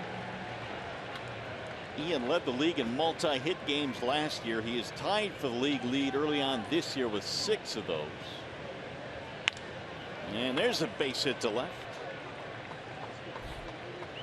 Let's take a look at our Xfinity high-speed pitch from Mr. Ventura. 98 is the high, low is 80. That'll be the changeup. Actually, that's a curveball, the low right there. Ian Kinsler with the 1-out single. Here in the top of the 5th, see if the Tigers can get something going here. We got Jay up, leaving it up to him. Ventura's had only one 1-2-3 inning himself, and that was back in the 1st. Upton a single and a strikeout.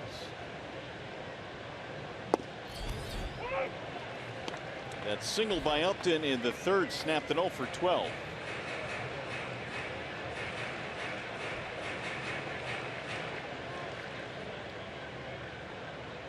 Ventura now has thrown 75 in this game.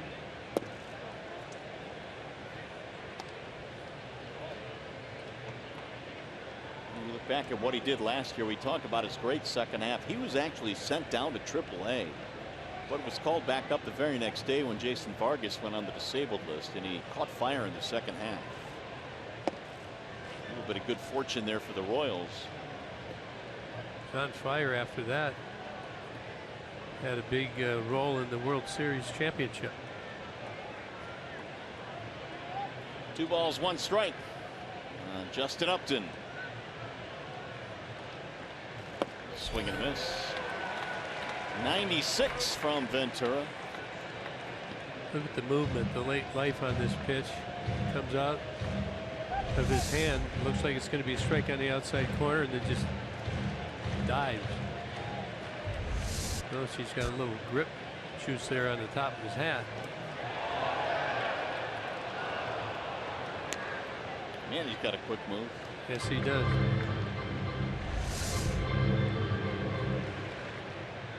Kind of a balk move. You see he kind of buckles that front, which is his left leg. Gives him a quick release.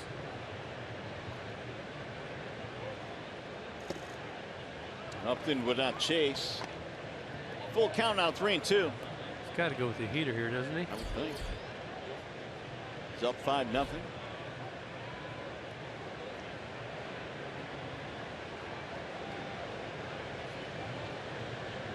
Kinsler at first base with 1 out.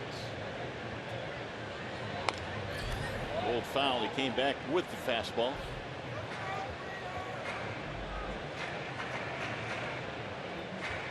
The Royals in the outfield, Lorenzo Cain over towards right center, so I think they are expecting JF not to pull the ball. Got that hole between first and second. You can hit it through here. That'll work. Keep the line moving.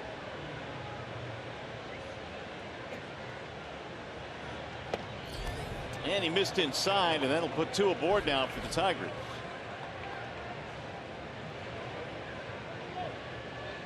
And again, Ventura is going to have to navigate through the middle of the Tigers lineup. He was able to do it back in the 3rd.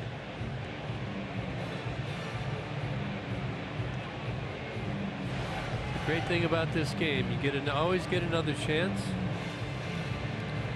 Biggie had bases loaded last at bat, unable to get him in, which is very unusual. And here he goes with 1 out.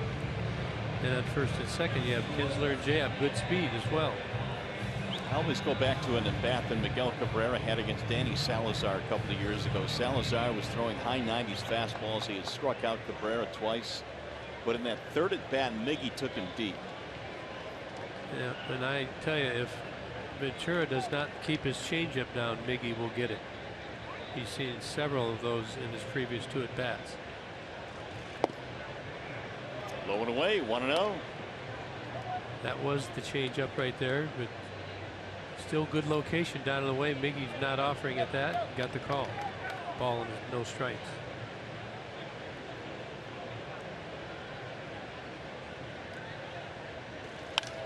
Slice to right field. That ball is fair. It's going to go to the corner.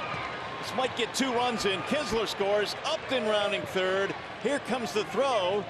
Cut off, and it's a double and 2 RBIs for Miguel Cabrera. Well, it doesn't surprise us, does it? Miggy, another opportunity right here. Gets the heater. Watch how he brings his hands in, shortens his swing, gets the barrel of the bat on that ball, serves it down into that right field corner. And Jay up, good guy to have on first base. He can scoot. cuts those bases very well. Miggy on to second. Kinsler scores easy.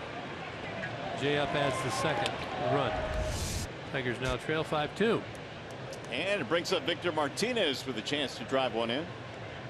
For Cabrera, RBIs 5 and 6. Tigers needed that. That is their 5th hit of the game as Victor looks at a strike. Miggy's got all 2 so far. 2 strikeouts and a double. 2 RBI. 2 RBIs.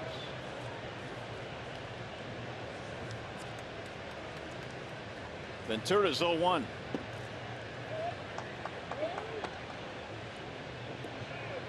Talk about the pitch count of Shane Green in this game being elevated, but the same really for Ventura. He's in the mid-80s now. And we're only in the 5th.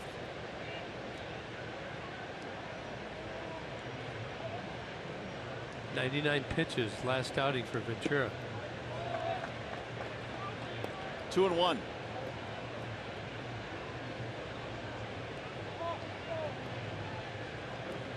Victor pretty good, 15 RBI in 19 games against Kansas City last year, so he's due tonight. Fly out and a pop-up for Victor Martinez.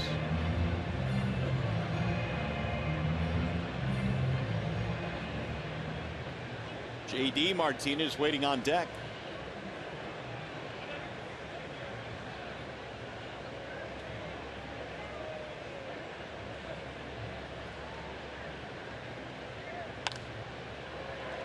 In the air, shallow center field. Escobar calling, and now Kane comes in and shoos him away. 2 gone. That's an 0 for 3 so far for Martinez. One more shot though as JD stands in. Looked like Victor a little out front on that pitch.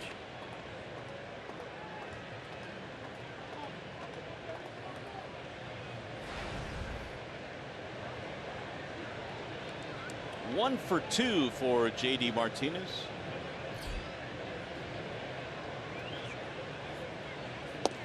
Good pickup by Perez. Oh, Man. you totally caught him by surprise right there. If he gets that glove turned around quickly, how do you catch that? But he did. Biggie has to stay at second.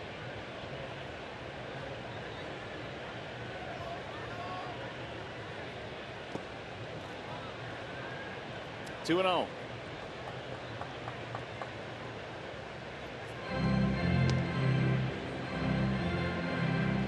Gonna give him a 3-0 swing.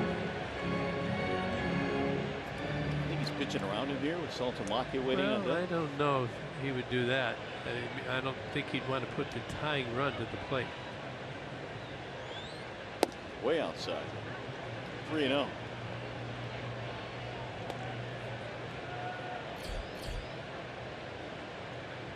I got him swinging here.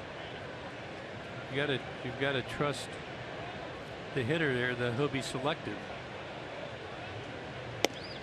And it was outside, ball 4.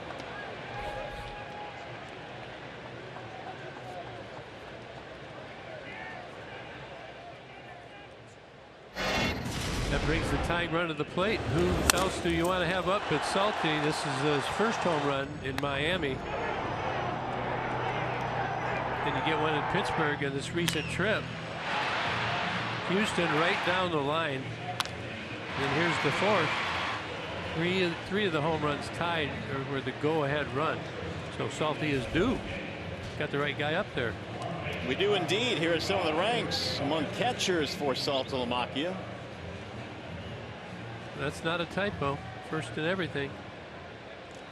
Steve Island, their pitching coach, came out to have a chat with Ventura. Now Saltalamacchia, the tying run, stands in. Now he started him off with a changeup last time. So one of these times maybe you want to sit on something. Like something off speed and just got to be, if you're disciplined enough to do it, launch it. Outside, 1-0.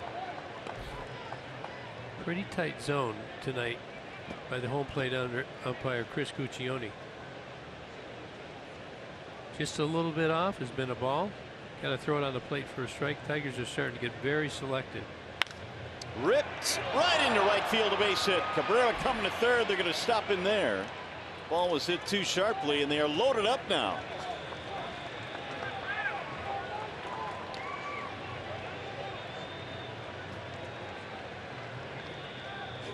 Well, Salty got the barrel on the ball. Unfortunately, hit the ball too hard. And Dyson's on it very quickly.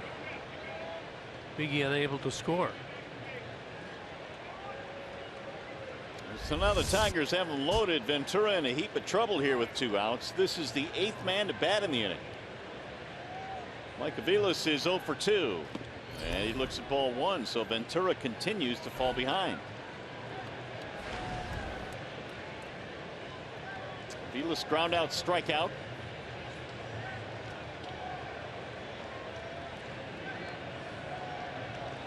(5-2). Royals have the lead for the time being. Tigers trying to punch in a few more. There's a chopper foul. 1 ball and 1 strike. Got action in the Royals bullpen. Luke Hochevar. Another one of the many first-round picks they have on this team too. Began his career as a starter in the Royals system and has kind of found a nice niche in the bullpen. Another 1-1, first round, first pick, back in 2006. That one almost hit him. 2 balls, 1 strike. So Ventura now up to 96 pitches. Kind of losing his command, and the Tigers on their 3rd at bat. Coming around for the 3rd time. Things are a little more familiar, having a little better swings. Now 2-2. There you go. That's still not the percentage that you're looking for.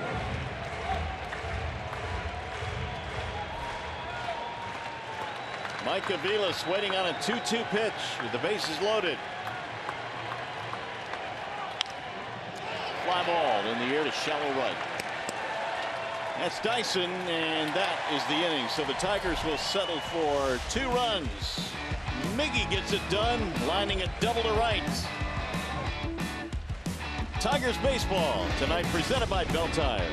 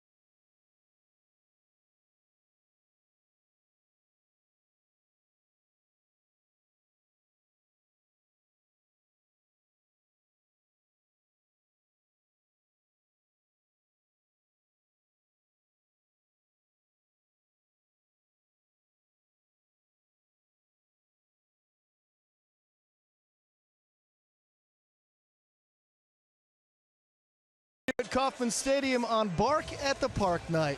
You can bring your favorite 4-legged friend here with your ticket. Some of the donations go to Wayside Waifs, which is an animal welfare organization, all shapes and sizes. You know, I'm a dog fan, but I don't own a dog. One time somebody on Twitter said they thought that maybe I would be the type of guy that owned multiple cats, and I don't think that was a compliment.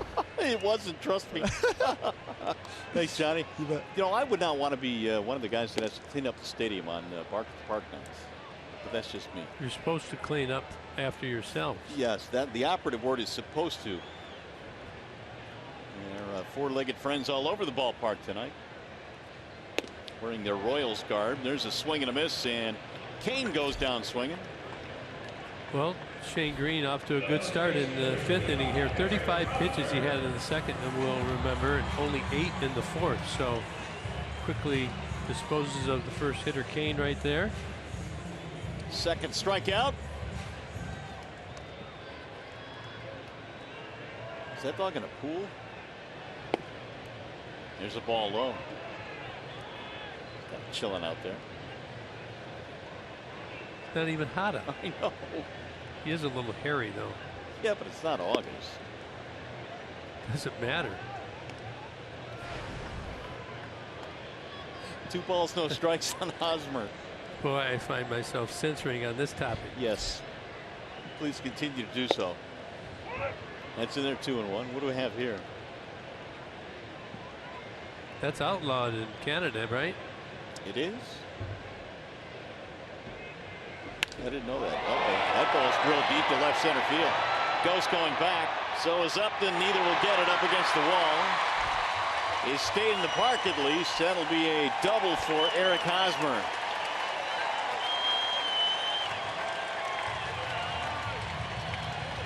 Seems like all the good hitters nowadays all got good power going the other way. Hosmer takes the ball outer third. Looks like a fastball. 89 miles an hour. Doesn't have much movement on it. This is a deep ballpark in the gaps. 387 feet out there. Hosmer on with a 1-out double. That is the 3rd double that the Royals have had in this game. Here's Kendrys Morales, single, a walk, and 2 runs scored for Morales. You'll remember Tigers got 2 in the top of the 5th, so very important to throw a 0 up. Rich Doobie out and have a chat. Want to talk about what they're going to do with Mr. Morales and see how he's feeling. Would you send your pitching coaches out, or would they just have a feel on when to go? A little bit of both. Because sometimes you have a different opinion of what you're thinking. You're communicating on the bench at all times. Got Hardy and Verhagen up in the Tigers bullpen, so this was more probably just give them a little breather. Get the bullpen going should you need him for the next hitter. Now Morales digs in. 5-2 Royals lead. We're in the 5th inning. Ball 1. That looked like a good pitch right there. You can see the cutter.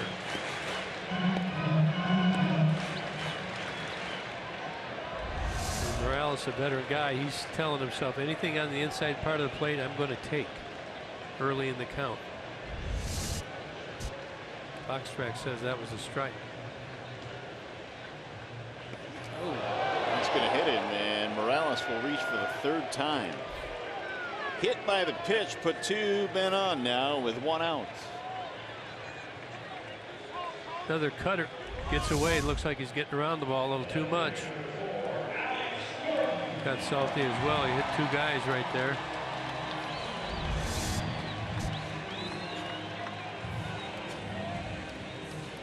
That'll bring up Alex Gordon, and now Brad Austin is starting to pace a little bit. See if he gives him to go out and chat to him. Yep. There you go. Gave a little finger. Go on up and talk to him.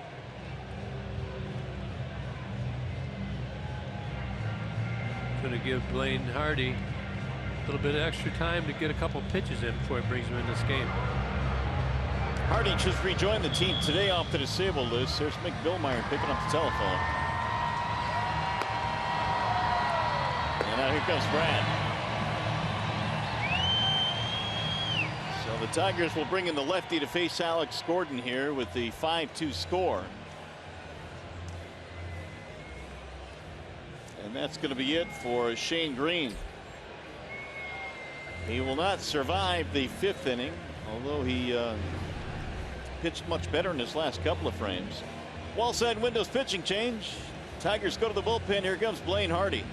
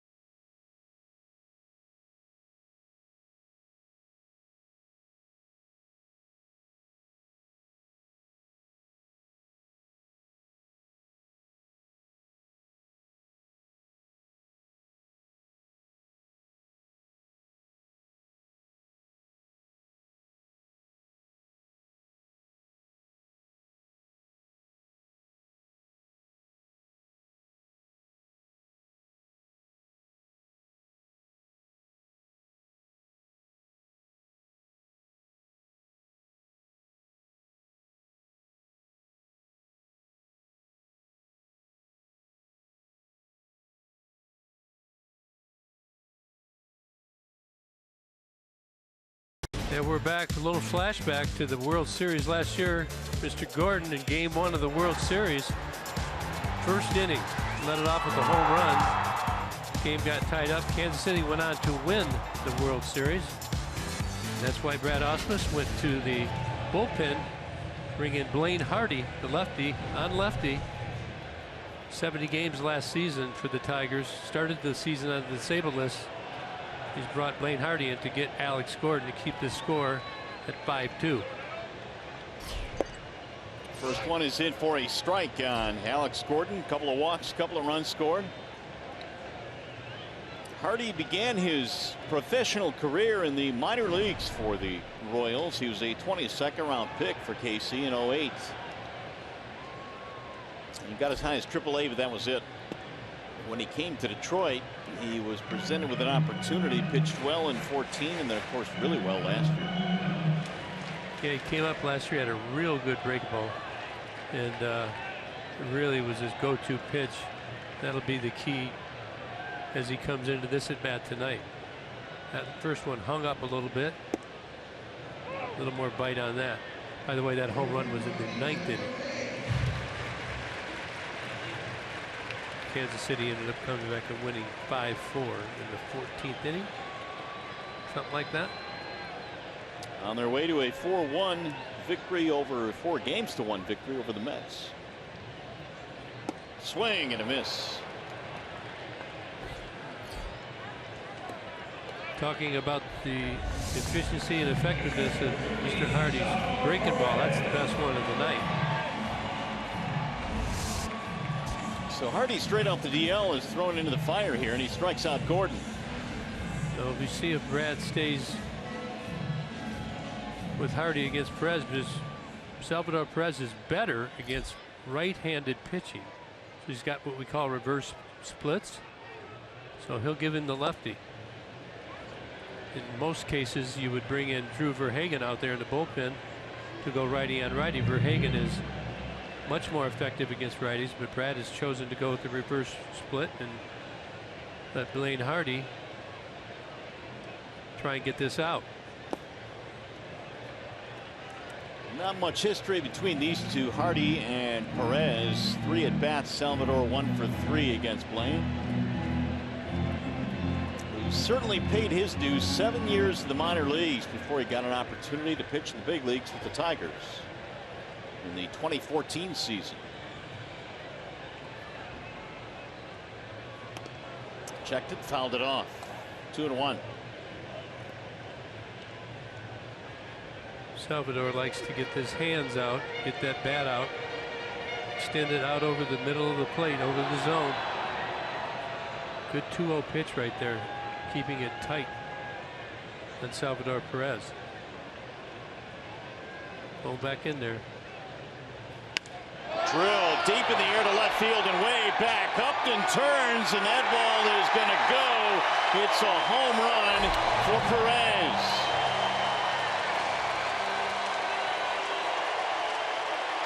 Two out, 3-run shot.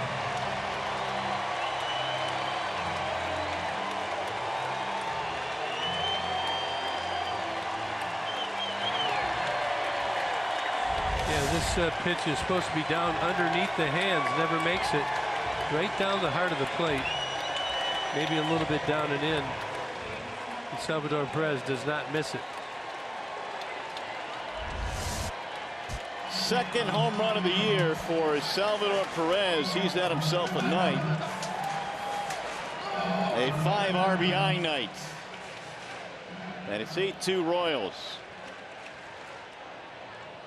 Here's Infante.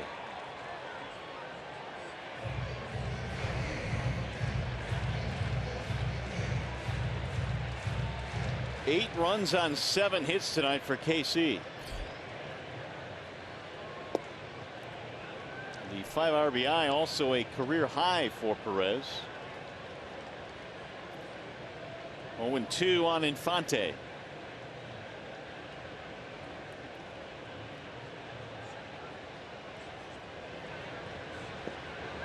Well, Blaine got the lefty, but he couldn't finish off the righty. Rockies did not make a good pitch. It cost the Tigers.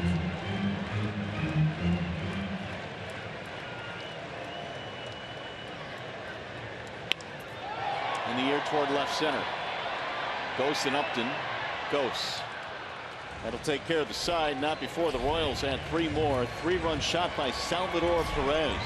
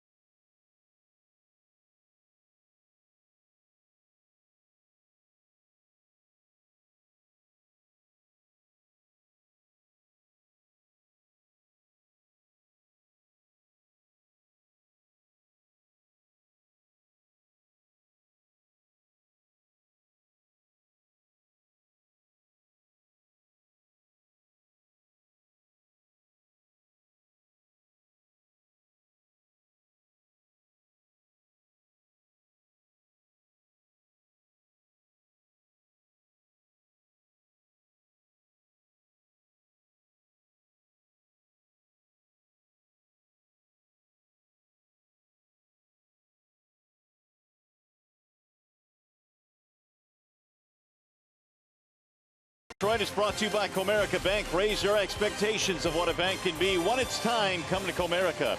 Your Metro Detroit Chevy dealers. Visit ChevyDetroit.com. See why Chevy drives the Motor City. Wallside Windows. We can do that. We are the factory. And get Major League coverage. T-Mobile has doubled its 4G LTE in the last year.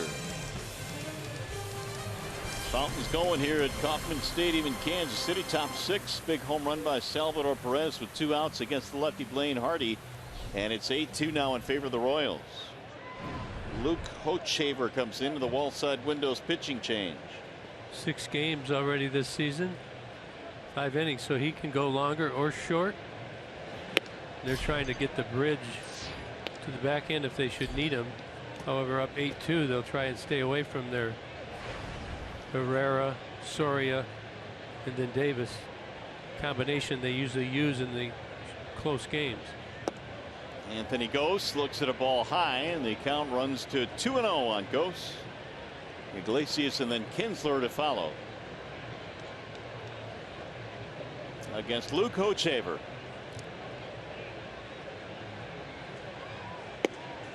There's a strike on the outer edge. Hochhaver's a lot of cutters.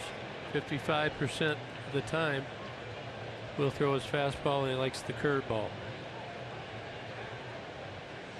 The curveball usually means curveball and or cutter. Missed again.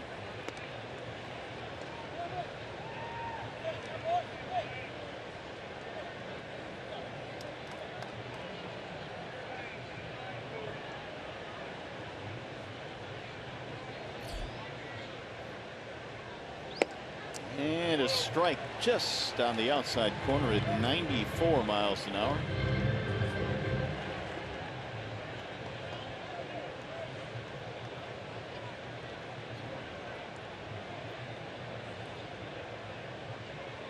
Here's the 3-2. Swing and a miss. Ghost down on strikes. 1 gone here in the 6th. MLB is in full swing, and Thursday Miguel Cabrera and the Tigers take on division rival and reigning World Series champs the Kansas City Royals at 6:30 Eastern in a game that you can see only on FS1 or watch it live on Fox Sports Go. We'll be back here tomorrow. Ian Kennedy against Jordan Zimmerman. And then FS1 on Thursday to close out the series. There's a strike called on Iglesias. Ian Kennedy's pitched some good baseball for them, isn't he? He is. He's good. a veteran guy. He's had won as many as 21 games so far in his major league career in a year. That was 2011. So he's been around to San Diego, now here with Kansas City. Logged 200 innings for any team he's on.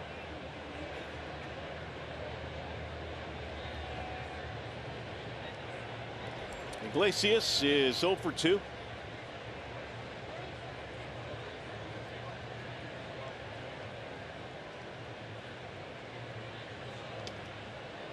Snapped off a breaking ball that Jose would not offer on.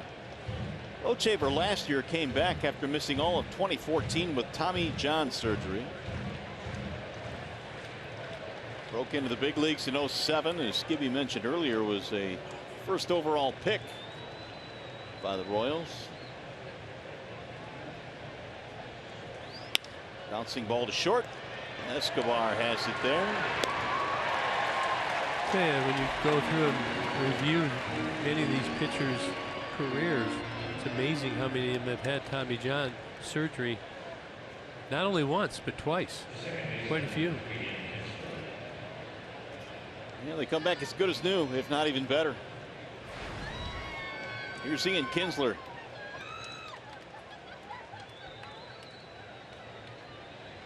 .340 batting average on the year for Kinsler. Singled to get things started in the 5th with 1 out, and then eventually came around on the double by Cabrera.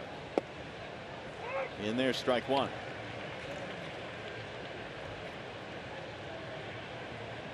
So Ian now looking for another multi-hit game.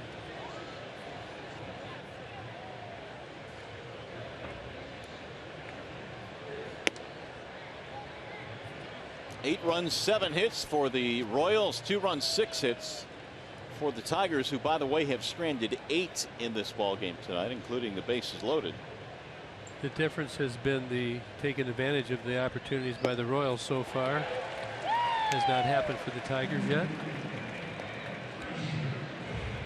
Season is still young, but the Royals now have a season high with 8 runs. Their previous high was 7 against Minnesota.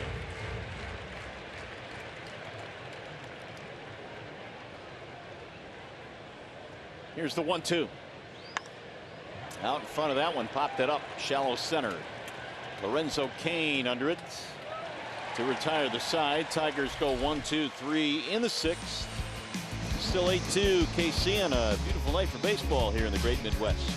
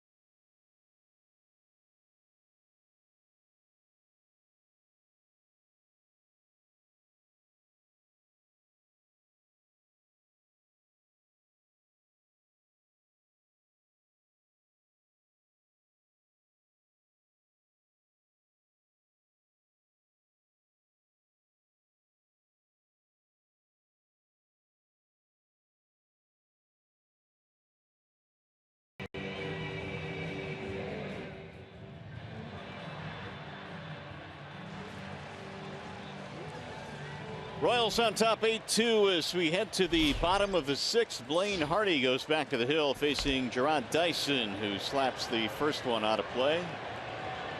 Dyson had a big hit back in the 2nd inning to Shane Green. Walked the first 2 guys in the inning, almost wiggled out of it, but First pitch swing, picked up 2 RBI.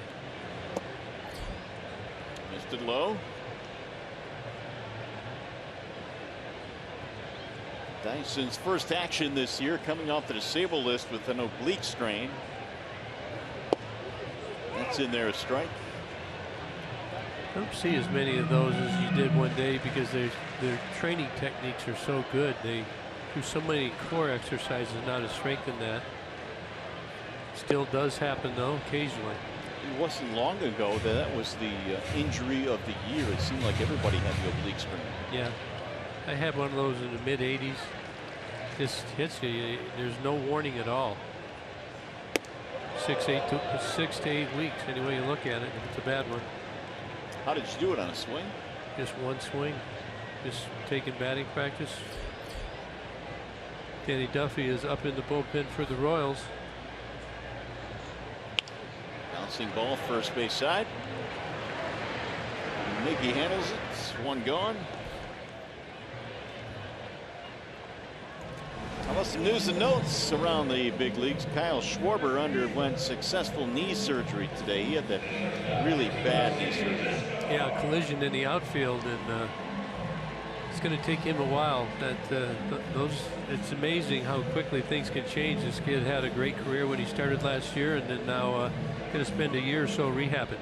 Story just continues to, well, he's been unbelievable. 8 home runs already this year for Trevor Story. And it seems like every year you get a guy that comes out of nowhere and puts himself on the map. Trevor Story is the man this year. Story's the story. He is indeed. I try to stay away from that, but yeah, well, I couldn't. Yep. Swing and a miss. Out in front was Escobar, and the count is 0-2.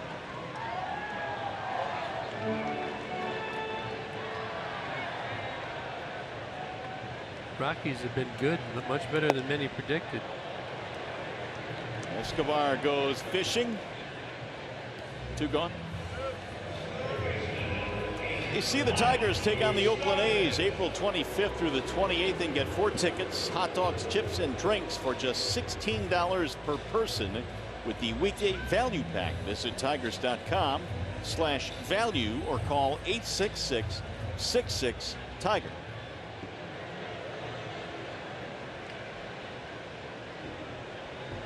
Moustakas launches one to right, but it's going to go foul.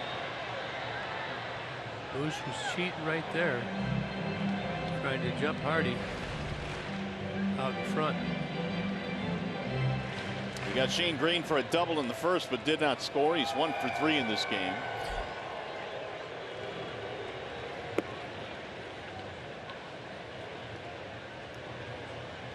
Moustakas made the All-Star team last year. He was the final vote winner.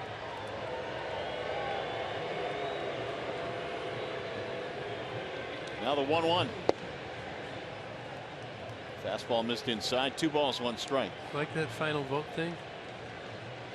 I do. I think it gives the fans an opportunity to have their say, because a lot of that now is being taken away from the fans with the player vote. But they mobilize very well here in Kansas City. Well, and that's the downside. You're right. But they wanted their guy in more than, I guess, some other cities. I agree. Well, it gives them the opportunity.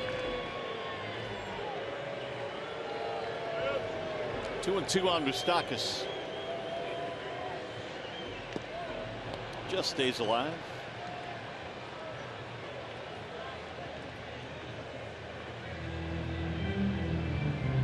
Oh, there we go.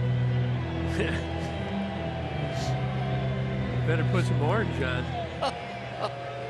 Well, you want to be walking around with those on your head. Ruled foul, 2-2. The count stays. Now, how do you get those things through the metal detectors? Yeah, there's no metal in them. It's not going to make it go Well, off. do they fit, though, is my point. Oh, yeah. Look at the size of those things. No, it doesn't come out of your ear there, fella. Above the ears. Look at you, man. You're always so technical. Here's a ground ball to the right side. Kinsler has it. Thank you. Moustakas is out. And it's a 1-2-3 6th inning. They don't come out of your ear, fella. Above it.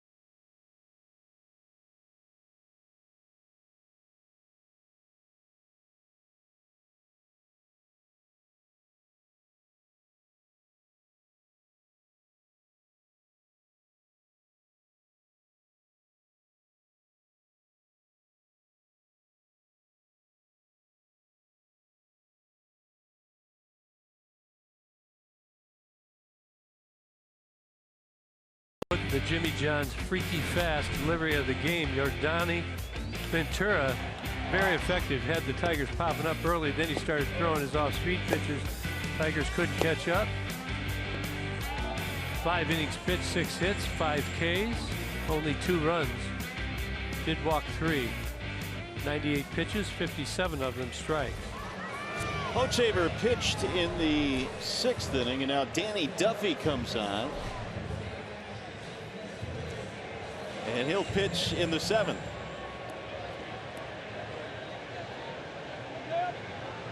So Duffy will face Upton and then Cabrera and Martinez.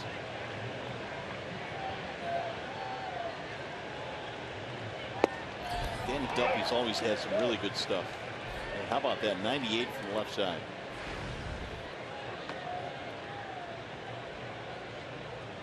And we'll see this Royals bullpen operate here with an 8-2 lead as we play in the 7th.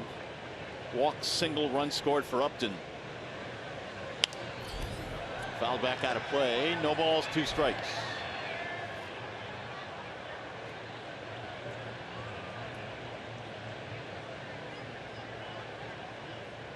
Of course, the Royals bullpen has always been big news here. They led the league in ERA last year, 2.69. Highly skewed by the bullpen. Just an outside and low, 1-2. Well, that was the bullpen ERA. Oh, I'm sorry. And they also led the league in average against last year, that bullpen. So pretty good.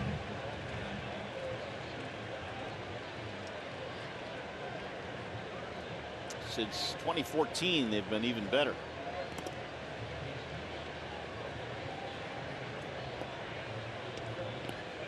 Two balls, 2 strikes on Upton. Cabrera lurking on deck.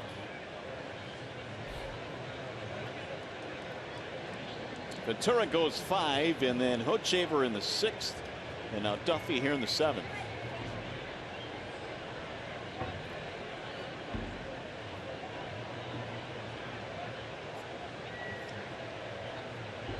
Here's the 2-2.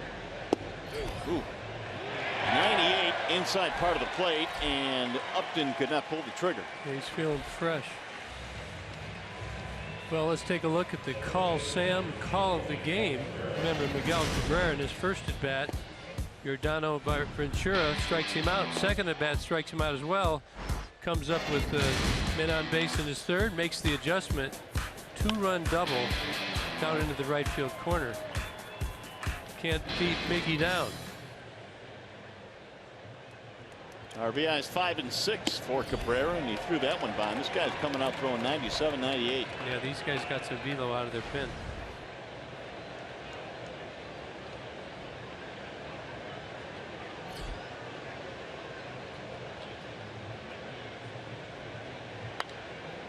That's off the end of the bat, foul. Any concern early on here, Gibby, with the fact that Miggy has just 1 home run so far this season?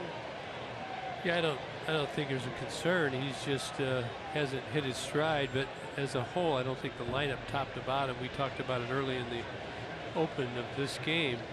That was important. Some of the pieces are falling into place, but certainly have not caught fire yet. Fouled away. I think Miggy's proven what he's capable of doing over the years. Nothing's changed that would lead you to believe otherwise. And I think he takes things personal. And he's going to get locked in here real soon.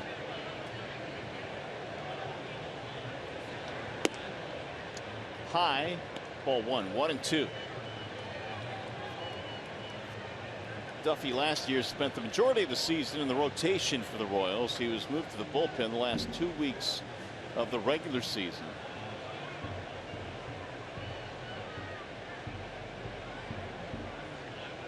Swing and a miss. He couldn't hold up. 2 up, 2 down. Tell you, watching the way that Kansas City is throwing Miggy fastballs and changeups, and now he throws in the 3rd pitch, the breaking pitch, down under the hands. This is where Blaine Hardy wanted to go on Salvador Perez, but didn't get it there. Duffy was able to. That's not fair. 3rd strikeout of the night for Miguel.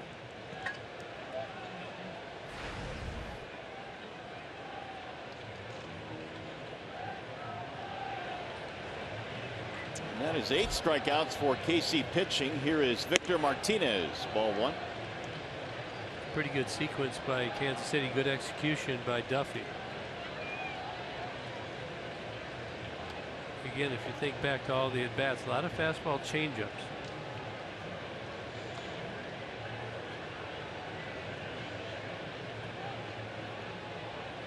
The 1-0.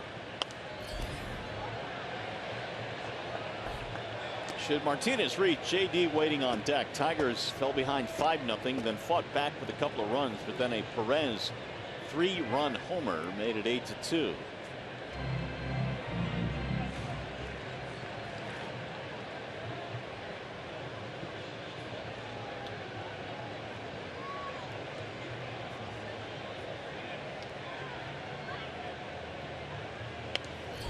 Fouled straight back. That's in the booth next to it. Next to it. Had good beat on that. That was right there. You did not even flinch. Tracking it well. Did you even see it? Right over there. Yeah, I saw it all the way. You were just sitting in there like this. Oh, I do that most of the time. Haven't you noticed? That's true. It's loaded with emotion. Here's the 1-2. Drilled to the gap in right center field. That'll get down. Base hit, maybe more. Nope. Dyson is over there to cut it off. It'll be a 2-out single. Let's take a look back at our magic window moonshot. It happened Sunday versus Houston. JD Martinez going out the opposite way. That's a great approach. That'll work now. Get us a couple of runs and get this game within reason. Tigers hit 3 home runs in that game.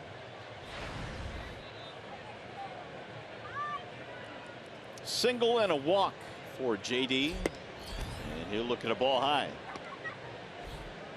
You can tell the Kansas City arms are well rested. Ventura at 97, 98. Duffy up there around 97, 98. Low 2-0. You get up in the count like JD is right here. It doesn't matter as much. You can kind of guess and get it moving, get the bat moving a little early. Center cut it out of the ballpark. 3 balls, no strikes. Not swinging here.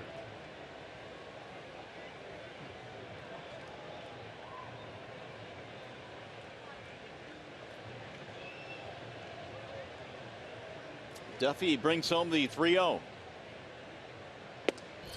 In there, 3-1. Saltalamacchia would be next. He's waiting on deck.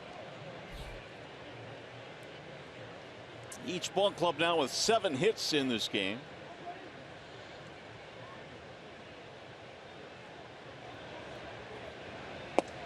And he walked in, ball 4. So Duffy opening the door a little bit now. It's the 3rd time that JD's been on base. Here's the switch hitter batting right-handed against the lefty Duffy. You look down below Saltalamacchia. You got Mike Aviles. You wonder if with nobody warming up in the Kansas City bullpen, they might go to Nick Castellanos, try and hit one out of the park.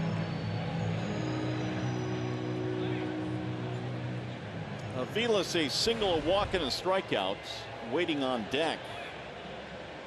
Castellanos, if they can get it to him, might be an option. Here's Salty, though. Well, that would be the tying run. Actually, it wouldn't make it 8-6. 8-6. It's fouled back out of play. They probably would not use him.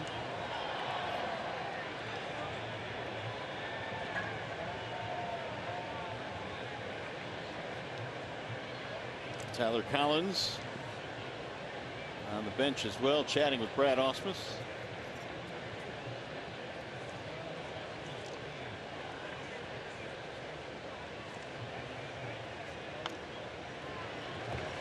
So it's 0-2 on Saltalamacchia. I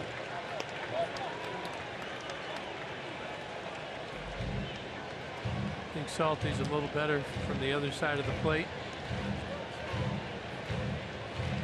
He is tied for second in the American League in RBIs with 11. Josh Donaldson has 13.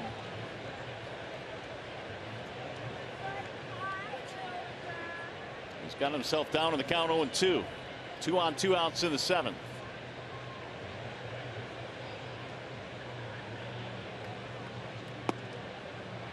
One and 2 the count.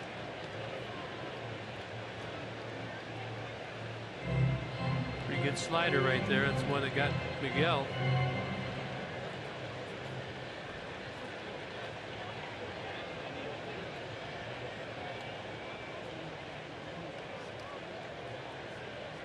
Here's the 1-2. Way outside. 2 balls, 2 strikes. So Duffy now is well over 20 in the pitch department here. He's thrown 23 after a couple of quick strikeouts of Upton and Cabrera.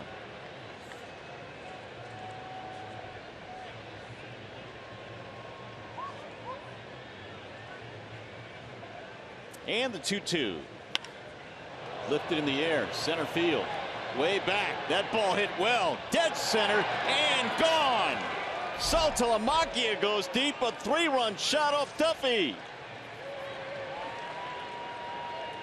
He hits yet another big home run. This one pulls the Tigers to within 8-5.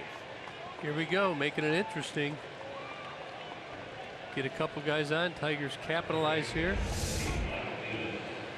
Another slider. He went through them back to back. Did not get this one to break down and in as it did on Miguel. Salty makes him pay.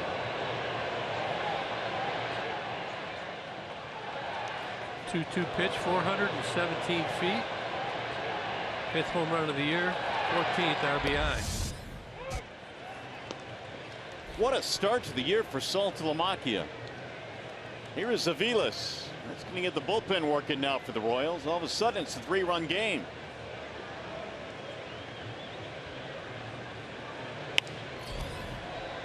We'll get back toward the seats out of play. No balls, 2 strikes. Herrera, the right-hander, warming up. Another guy that tops out about 103 miles an hour for the Tigers to get after.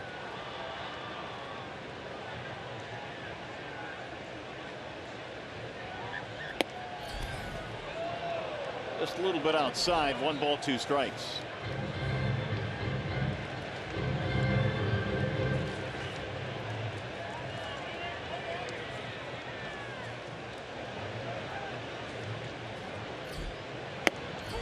Thought about it, held up though. Look at the hit speed, 107 miles an hour. That's good. 423 feet. Now they've readjusted that. The launch angle at 22 degrees. Does that mean anything to you? No. There's a fly ball to center field. Kane going back, and he'll get to the warning track. And that is that for the Tigers. However, it's a brand new ball game now. Jared Saltalamacchia, his first home run right-handed of the season. And the Tigers back to within 3. Coming up, the Consumers Energy 7th inning stretch.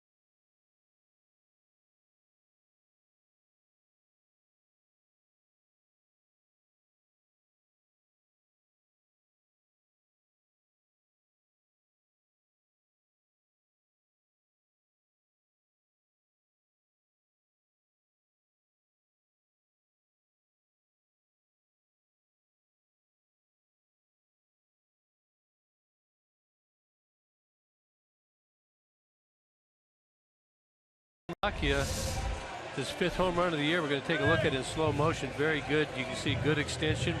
Head is on the ball. Nice slider. Made a good adjustment to the previous pitch. And as a result, the Tigers back in this game now. It's 8-5 as we go to the bottom of the 7th. One more look. If you could only make it that slow at the plate.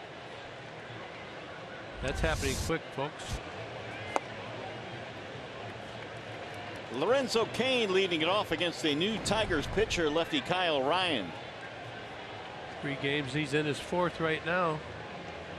Done a good job. Come up with basically a fastball slider. His cutter has really come a long way. Real effective for the Tigers. An occasional change. Ryan has done good work at the major league level. Probably wasn't expected to make the team out of spring training, but some injuries certainly opened the door. Some chopper to shortstop. Iglesias, 1 out. Cain is 0 for 3 in the game. Been throwing a lot of ground balls too this year, Kyle Ryan. Now Eric Hosmer.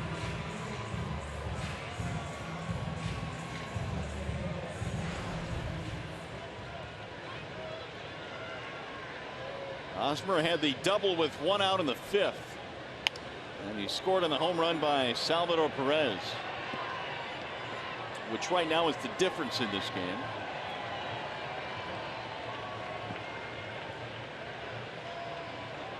Hosmer extending his hitting streak to 9 straight with that double.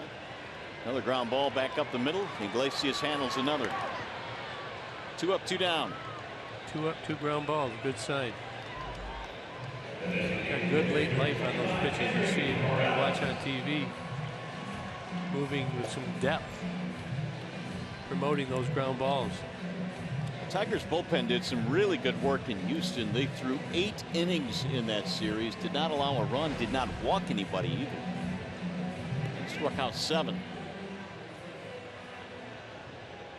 Now Kendrys Morales. He's been on base 3 times. And he has scored all 3 times. What a difference he was for their offense last year.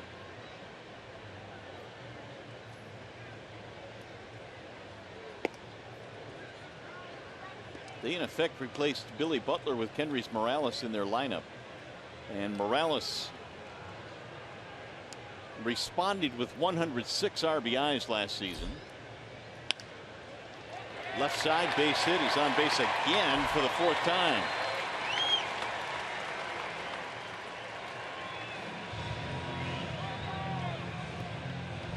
Fans, follow Tigers baseball live with the MLB.com at bat app. Stay up to the moment at any moment with game day, live game video highlights, StatCast, news, and a whole lot more. Download MLB.com at bat, #1 app for live baseball on your phone or your tablet.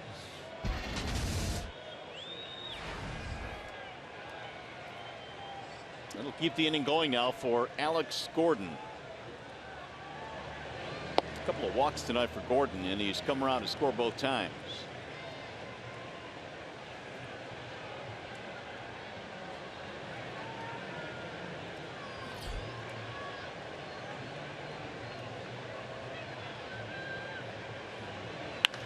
Rifled right at Miggy, who short hops it on the backhand. Great play by Cabrera. To end the inning, no runs, 1 hit. 1 man left, and some nifty glove work from the big fella. You're watching Tigers baseball tonight, presented by Bell Tire.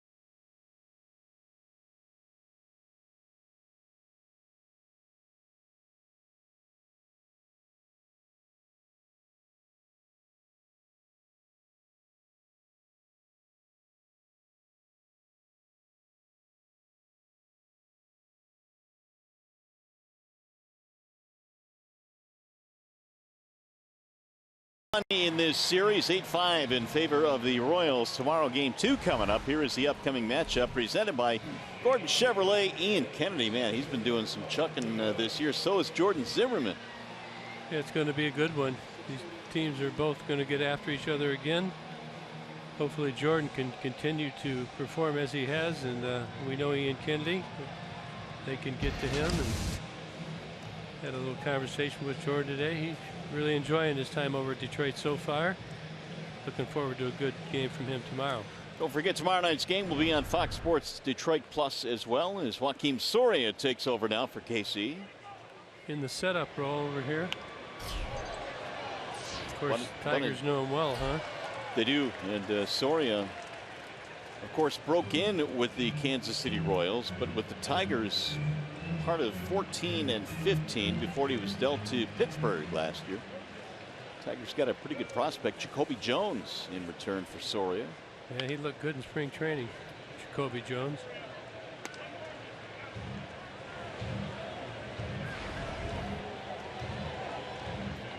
Anthony Gose to be followed by Jose Iglesias and Ian Kinsler.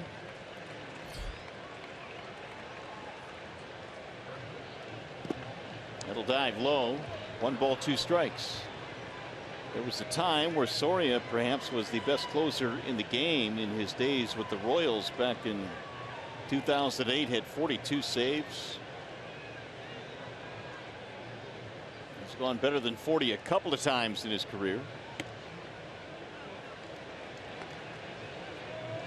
2 balls, 2 strikes. Tigers need a base runner here. They're down by 3. They've got Iglesias waiting on deck.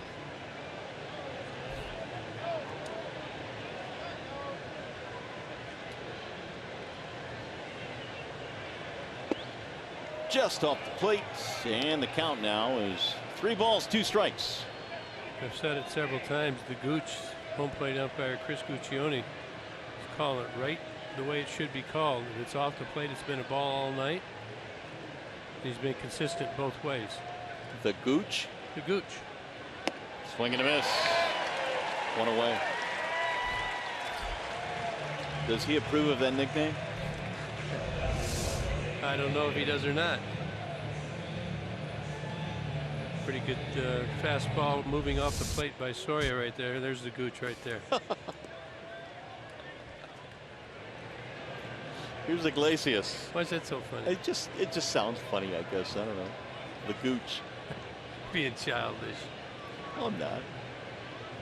Gooch. Iggy is 0 for 3, and he looks at ball 1.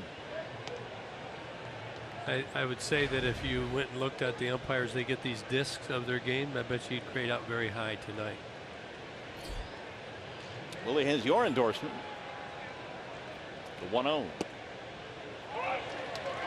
Did not hit his spot, but he got the strike called on the inside part of the plate. Seen around the league the high strike called quite a bit. Good frame job by Salvador. The Gooch had a good look at it right there. No obstruction.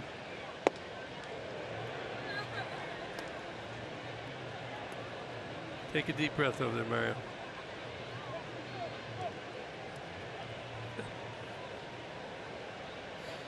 Two and one on Iglesias. Bouncing ball deep in the hole. Escobar, circus play, not in time. Good field hit. We'll take it. Great play by Escobar. It really was ranging far to his right. Iggy's got good speed though, beats it out. Escobar, you know what his nickname is? I do not. El Mago. What does that mean? Magician. Oh, well, okay. Now that's apropos. Didn't work out that time. The Tigers need another runner here. Get that tying run to the dish. Thought you were going to say his nickname was El Gooch. El Guccio. El Guccio. Ball low, and it's stopped there by Perez. You can see Salvador Perez there kind of trying to bait Iglesias down there. You don't want to mess with this guy. He can pick that ball up and fire it quickly. He's pretty good at baiting runners into staying off the base, and he's good at back picking as well. Kinsler is single in 4 at-bats.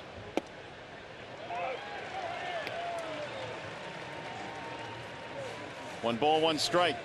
This is a situation the Tigers, I know they've talked about some of the base running mistakes. You've got to know the situation of the game. You're down by 3 runs right now, so Iglesias, though we'd like to see him score, it's more important that nothing bad happens, that he doesn't get doubled off.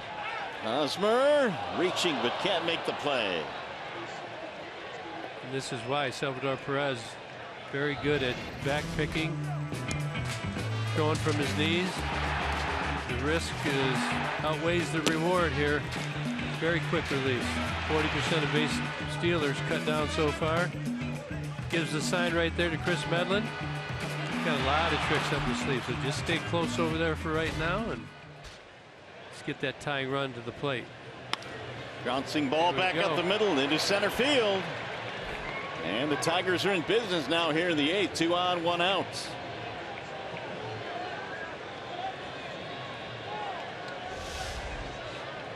And for those of us, or those of you that have just joined us, the Red Wings lose tonight 3-2. Here's our game summary here.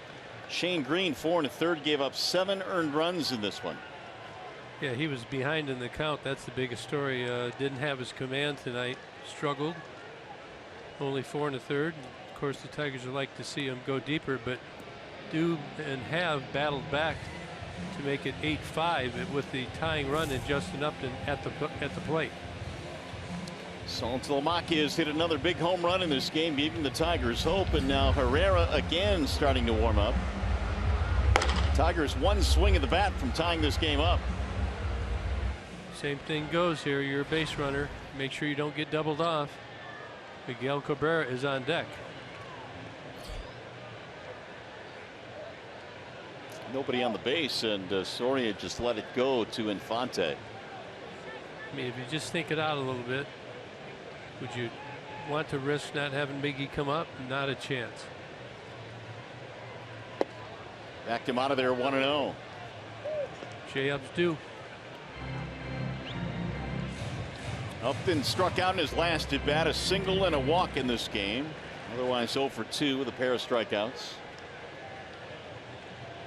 Soria came in with an ERA over 6. And he'll miss low. 2-0. Soria wanted that pitch right there. The Gooch staying consistent. Just breaking off the plate. Justin doesn't nibble at it. Favorable count here. 2 balls, no strikes. Soria struck out the first batter, but now he's in trouble. And he missed again. 3-0. Going to be his last hitter. J-Up gets on. Even if he gets him, he may be his last hitter. Herrera would be good to go, you would think. He's been up a couple of times. And he missed inside. Ball 4. That's going to load the bases.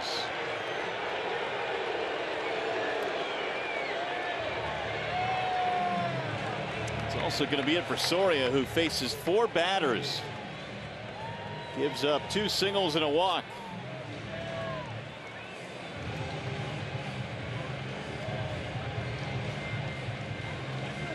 When we come back, it's going to be a matchup worth the price of admission. Herrera and Cabrera will be back with the bases loaded.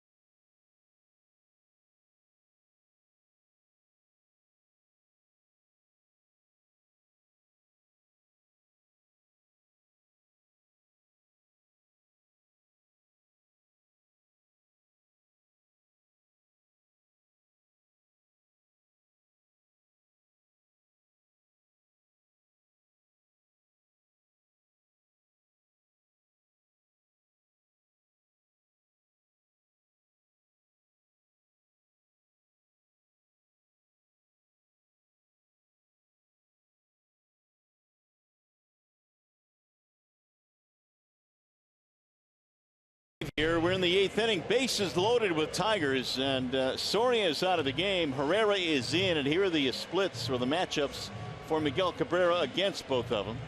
Yeah, and Soria was not throwing the ball very good tonight, so they go to the new pitcher Herrera. He brings it too, got velo 98 to 100. Will throw the slider, curveball, and a change, and they've been featuring mainly fastball change, but did mix in the slider last at bat to Miguel. He got the hit on the fastball. They are loaded up, and the first one is in for a strike, 0-1. Cabrera, 2-run double in the 5th. More changeups earlier in the game. Now more sliders to Miggy for the off-speed offering. It's the second time Miggy's been up there with the bases loaded. Swing and a miss. He tried to hold up. 0-2. Pretty good tight spin. Miggy doesn't see it. Well placed.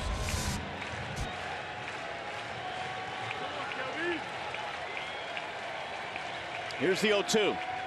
Swing and a miss. He struck him out. Wow. And he did it on 3 pitches. 81 miles an hour when you're looking for 98. This is very tough. You can see the finger raised there on the baseball. Good downward action. Miggy way out in front.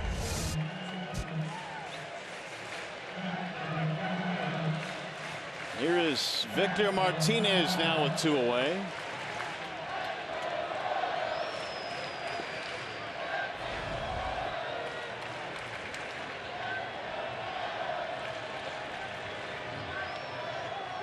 Got to pick your teammate up here. Victor had a single with 2 outs in the 7th, scored on the Saltalamacchia homer. And it missed 1-0, 98 on the gun. Not a whole lot of success against Kelvin Herrera, 1 for 7 with a strikeout. Looks like they're trying to set up high to pitch to Victor.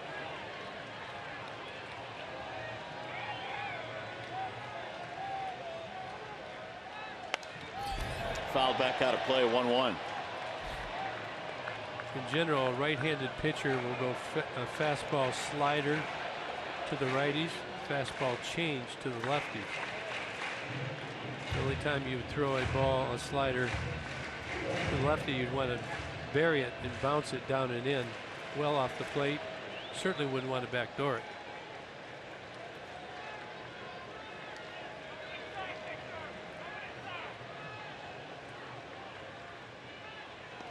Oh, he got him. Did he hit him? Oh, He yeah, did. he hit him. Martinez down in a heap, and oh, he's in some pain. And a lot of it. That will force in a run to make it 8-6, but Martinez right now is feeling it. Well, he's had trouble with his knees. I believe this gets him on the right knee.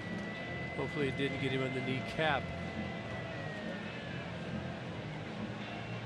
Sure, you're going to see a runner here.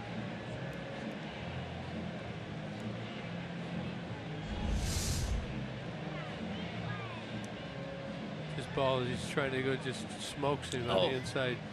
It's on the left. That's his bad leg.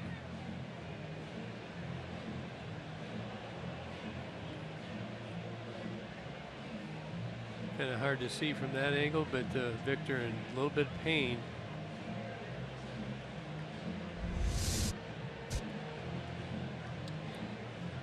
He's at least able to sit up now and up to his feet.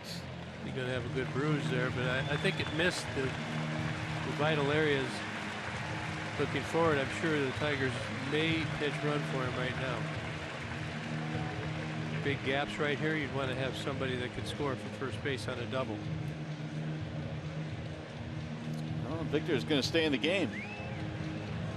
Well, it's a tough way to pick up an RBI, but that is number 999 for Victor Martinez. Almost to 1,000.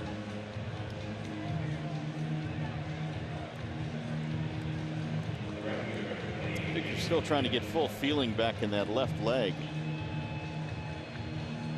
So it's a 2-run game now as Herrera hits Victor Martinez. It'll bring up JD Martinez. One shy of 1,000.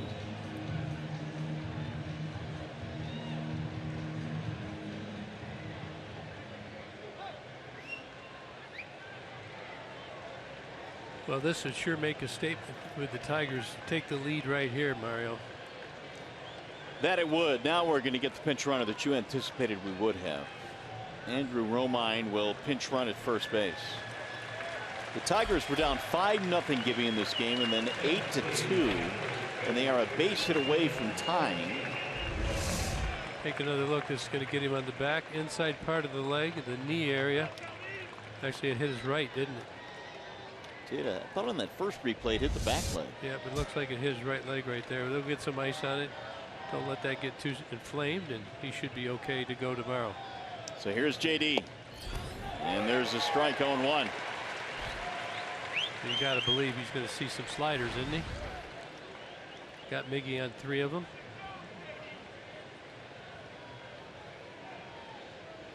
Can't try and pull it if you see it. Popped it up. He got one, but he skied it a mile high to right. Dyson is there, and that is that.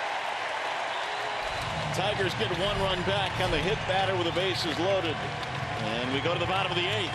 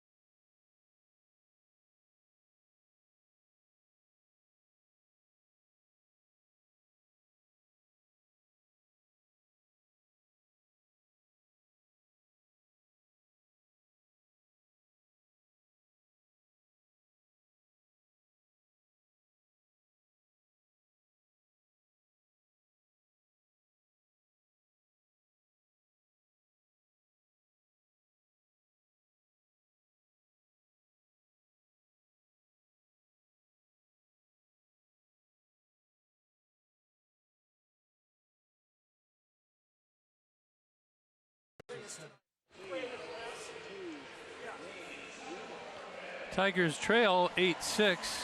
Let's take a look at Big Boy's big play of the game. Happened back in the 5th inning. Salvador Perez has had the Tigers number as of late with the 3-run home run.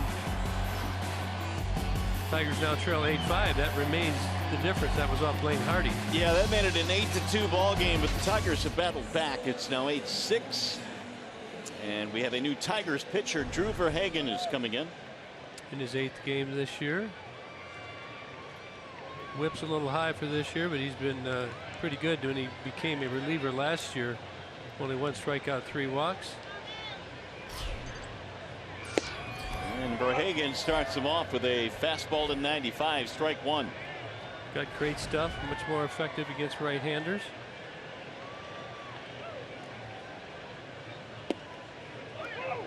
Breaking ball in there, 0-2.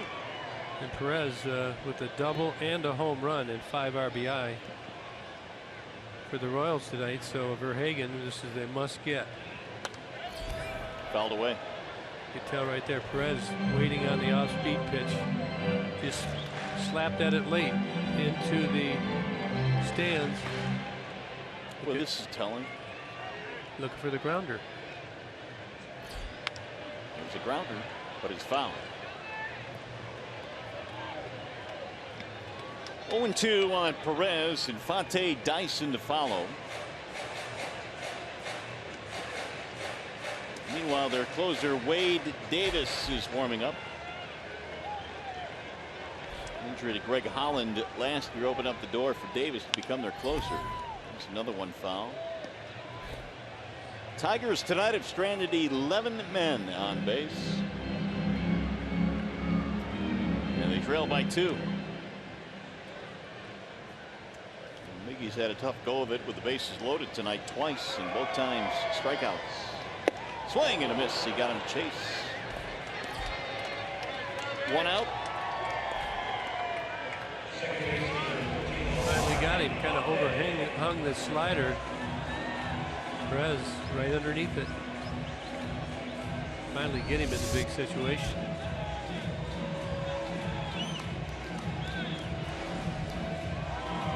Here's Omar Infante. Tigers in the top of the 9th would have Saltalamacchia, Aviles, and Ghost due up. Strike 1, the count on Infante.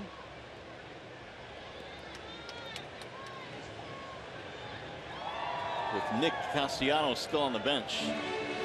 They've used Romine.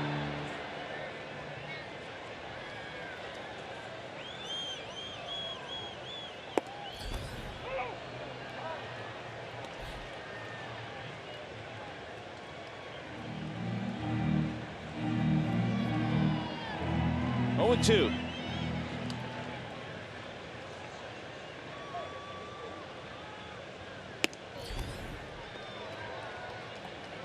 Yeah, looking ahead here, they got Tyler Collins, the left-hander, Castellanos, Bobby Wilson. You could use Castellanos down there for Anthony Ghost should we get a runner on. Aviles could go to center field if he had to. Casty could go to third if they tied it up. 2-2. How many innings ahead were you typically managing in your head when you managed? I think you thinking about it all the time. You think innings ahead, but certainly an inning for sure. You go through many different scenarios and you start looking ahead, but it all changes very quickly. You know, when it happens, it could be one of many different combinations. Rolled slowly toward third, and Aviles throws him out. 2 up, 2 down. Join us again tomorrow on Tigers baseball right here on Fox Sports Detroit Plus. Tigers continue their series against the Royals. Our coverage begins with Tigers Live at 6:30. That's tomorrow night at 6:30 p.m. Tigers Royals right here on Fox Sports Detroit Plus.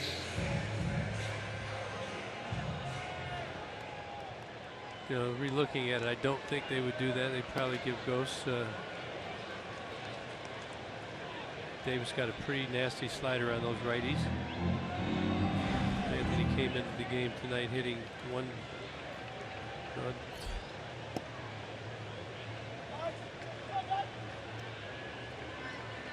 2-0 the count on Dyson.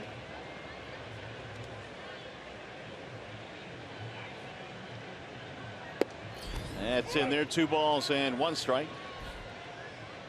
Should Dyson reach? Escobar waiting on deck. Verhagen trying to keep it a 2-run game. Slapped in the air to shallow center field, and a base hit for Dyson. Ooh, he thought about going, but he held up. You got to watch that.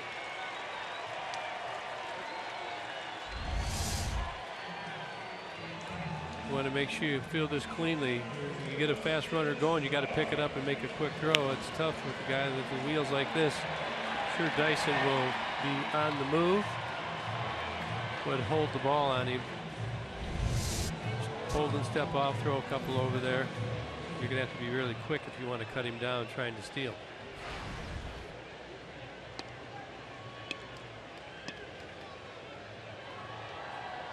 Escobar, big 2-run single. That was in the second as the Royals raced out to a 3-0 lead, then 5-0, then 8-2.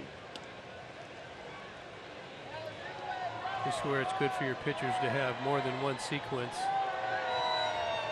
You want to hold it quickly and go to the plate, sometimes 3 seconds and a couple of 5-second holds.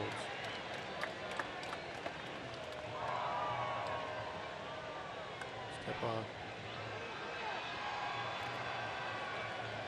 Now a good sequence from here is a 5-second hold like he just did, and then a pick. Maybe a back-to-back pick would be in order. Base stealers, they play your sequences.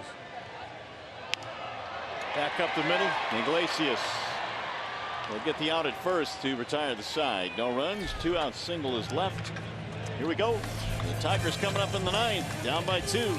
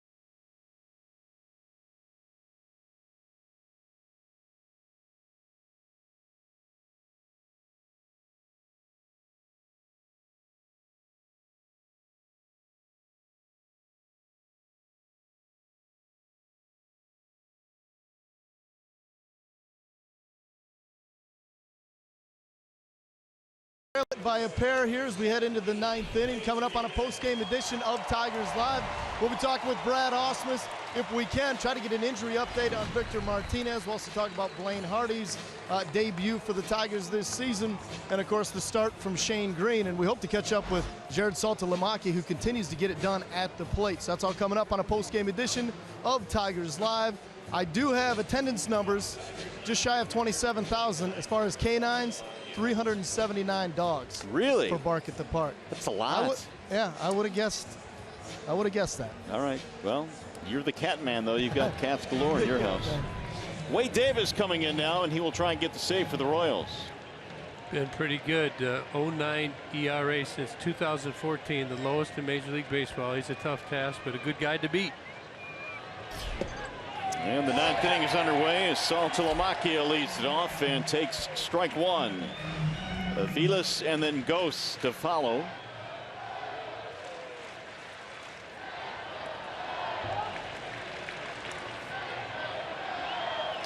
Davis hit a 1-2-3 9th on Friday in Oakland, notching his 5th save of the year.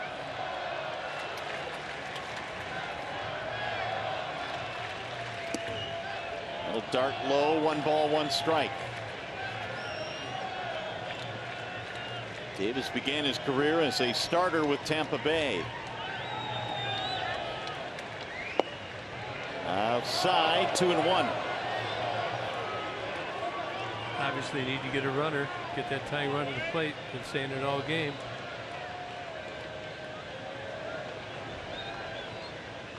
Here's the 2-1 pitch. Swing and a miss. Man, that was nasty. That is very nasty. See how late it broke down and in under the hands. Thinks that's the heater inside. Disappears.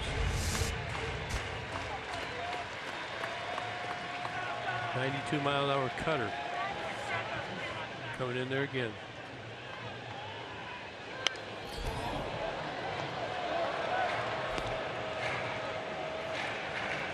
Three-run shot for Saltalamacchia in the 7th. That made it 8-5. He also has a single and a walk. He just continues to get it done offensively. Swing and a miss. Down he goes. 1 out. And he throws the curveball right there. Takes a lot more off it. Salty out in front.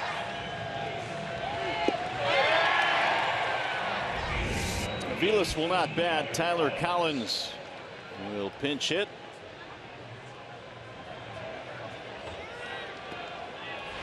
Brad Ausmus goes to one of the lefties on his bench.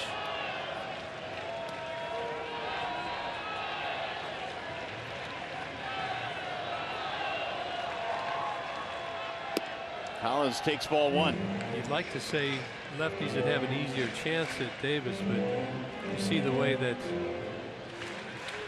cutter and slider go underneath the hands of the lefty. It's tough both ways. Toward left field. On the move is Gordon. 2 gone.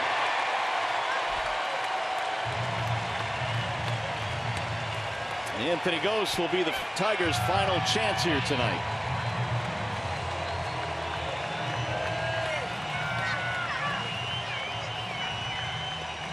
And the crowd to its feet.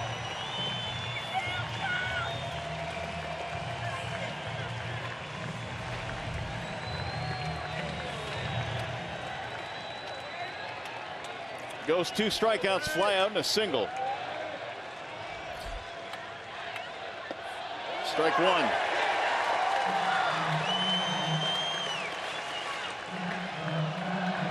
All these Royal pitchers, they all got good breaking stuff. You probably noticed watching the whole game. Good cutters, good sliders, then the curveballs and changeups. So they've got 3+ pitches, all of them. And locate them very well. That last cutter diving in, and Ghost laid off. 1 ball, 1 strike. That's why you don't want to have to be behind late in these games with the Royals. Ooh, it looked like he dotted the outside corner, but missed. 2-1. I think all of last year when they had the lead after the 8th inning, they only lost maybe 1 game. Fox Tracks agrees. Falls off the plate. And he's gone to 3-1 now on Ghost. Iglesias on deck. 2 outs, nobody on. Tigers down by 2. He lost him. So there's the 2-out runner for the Tigers. A walk to Ghost. Now Iglesias. Boy, it'd be big. Iglesias gets on here, get to Ian Kinsler. Yeah, come on, Iggy. Tigers have actually out-hit the Royals 10-9 in this game. Iglesias had the infield single in the 8th.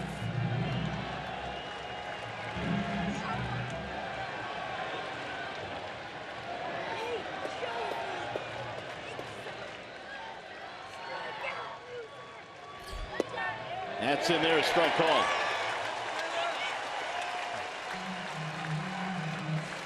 I like taking the pitch. They can throw strikes, just walk the previous batter. Don't want to help him.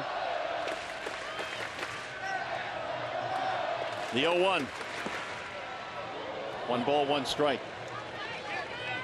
Should Iglesias reach, you would be an Ian Kinsler extra base hit away from tying him.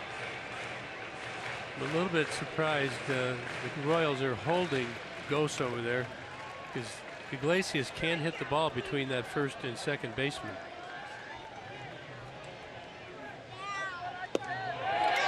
Wow. 1-2. Now Davis to strike away. Haven't seen that pitch called too much tonight.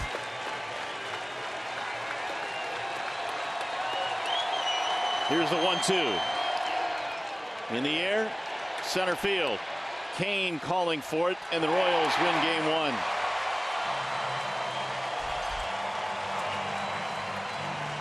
1. In the 9th inning, no runs, a walk, and 1 man left.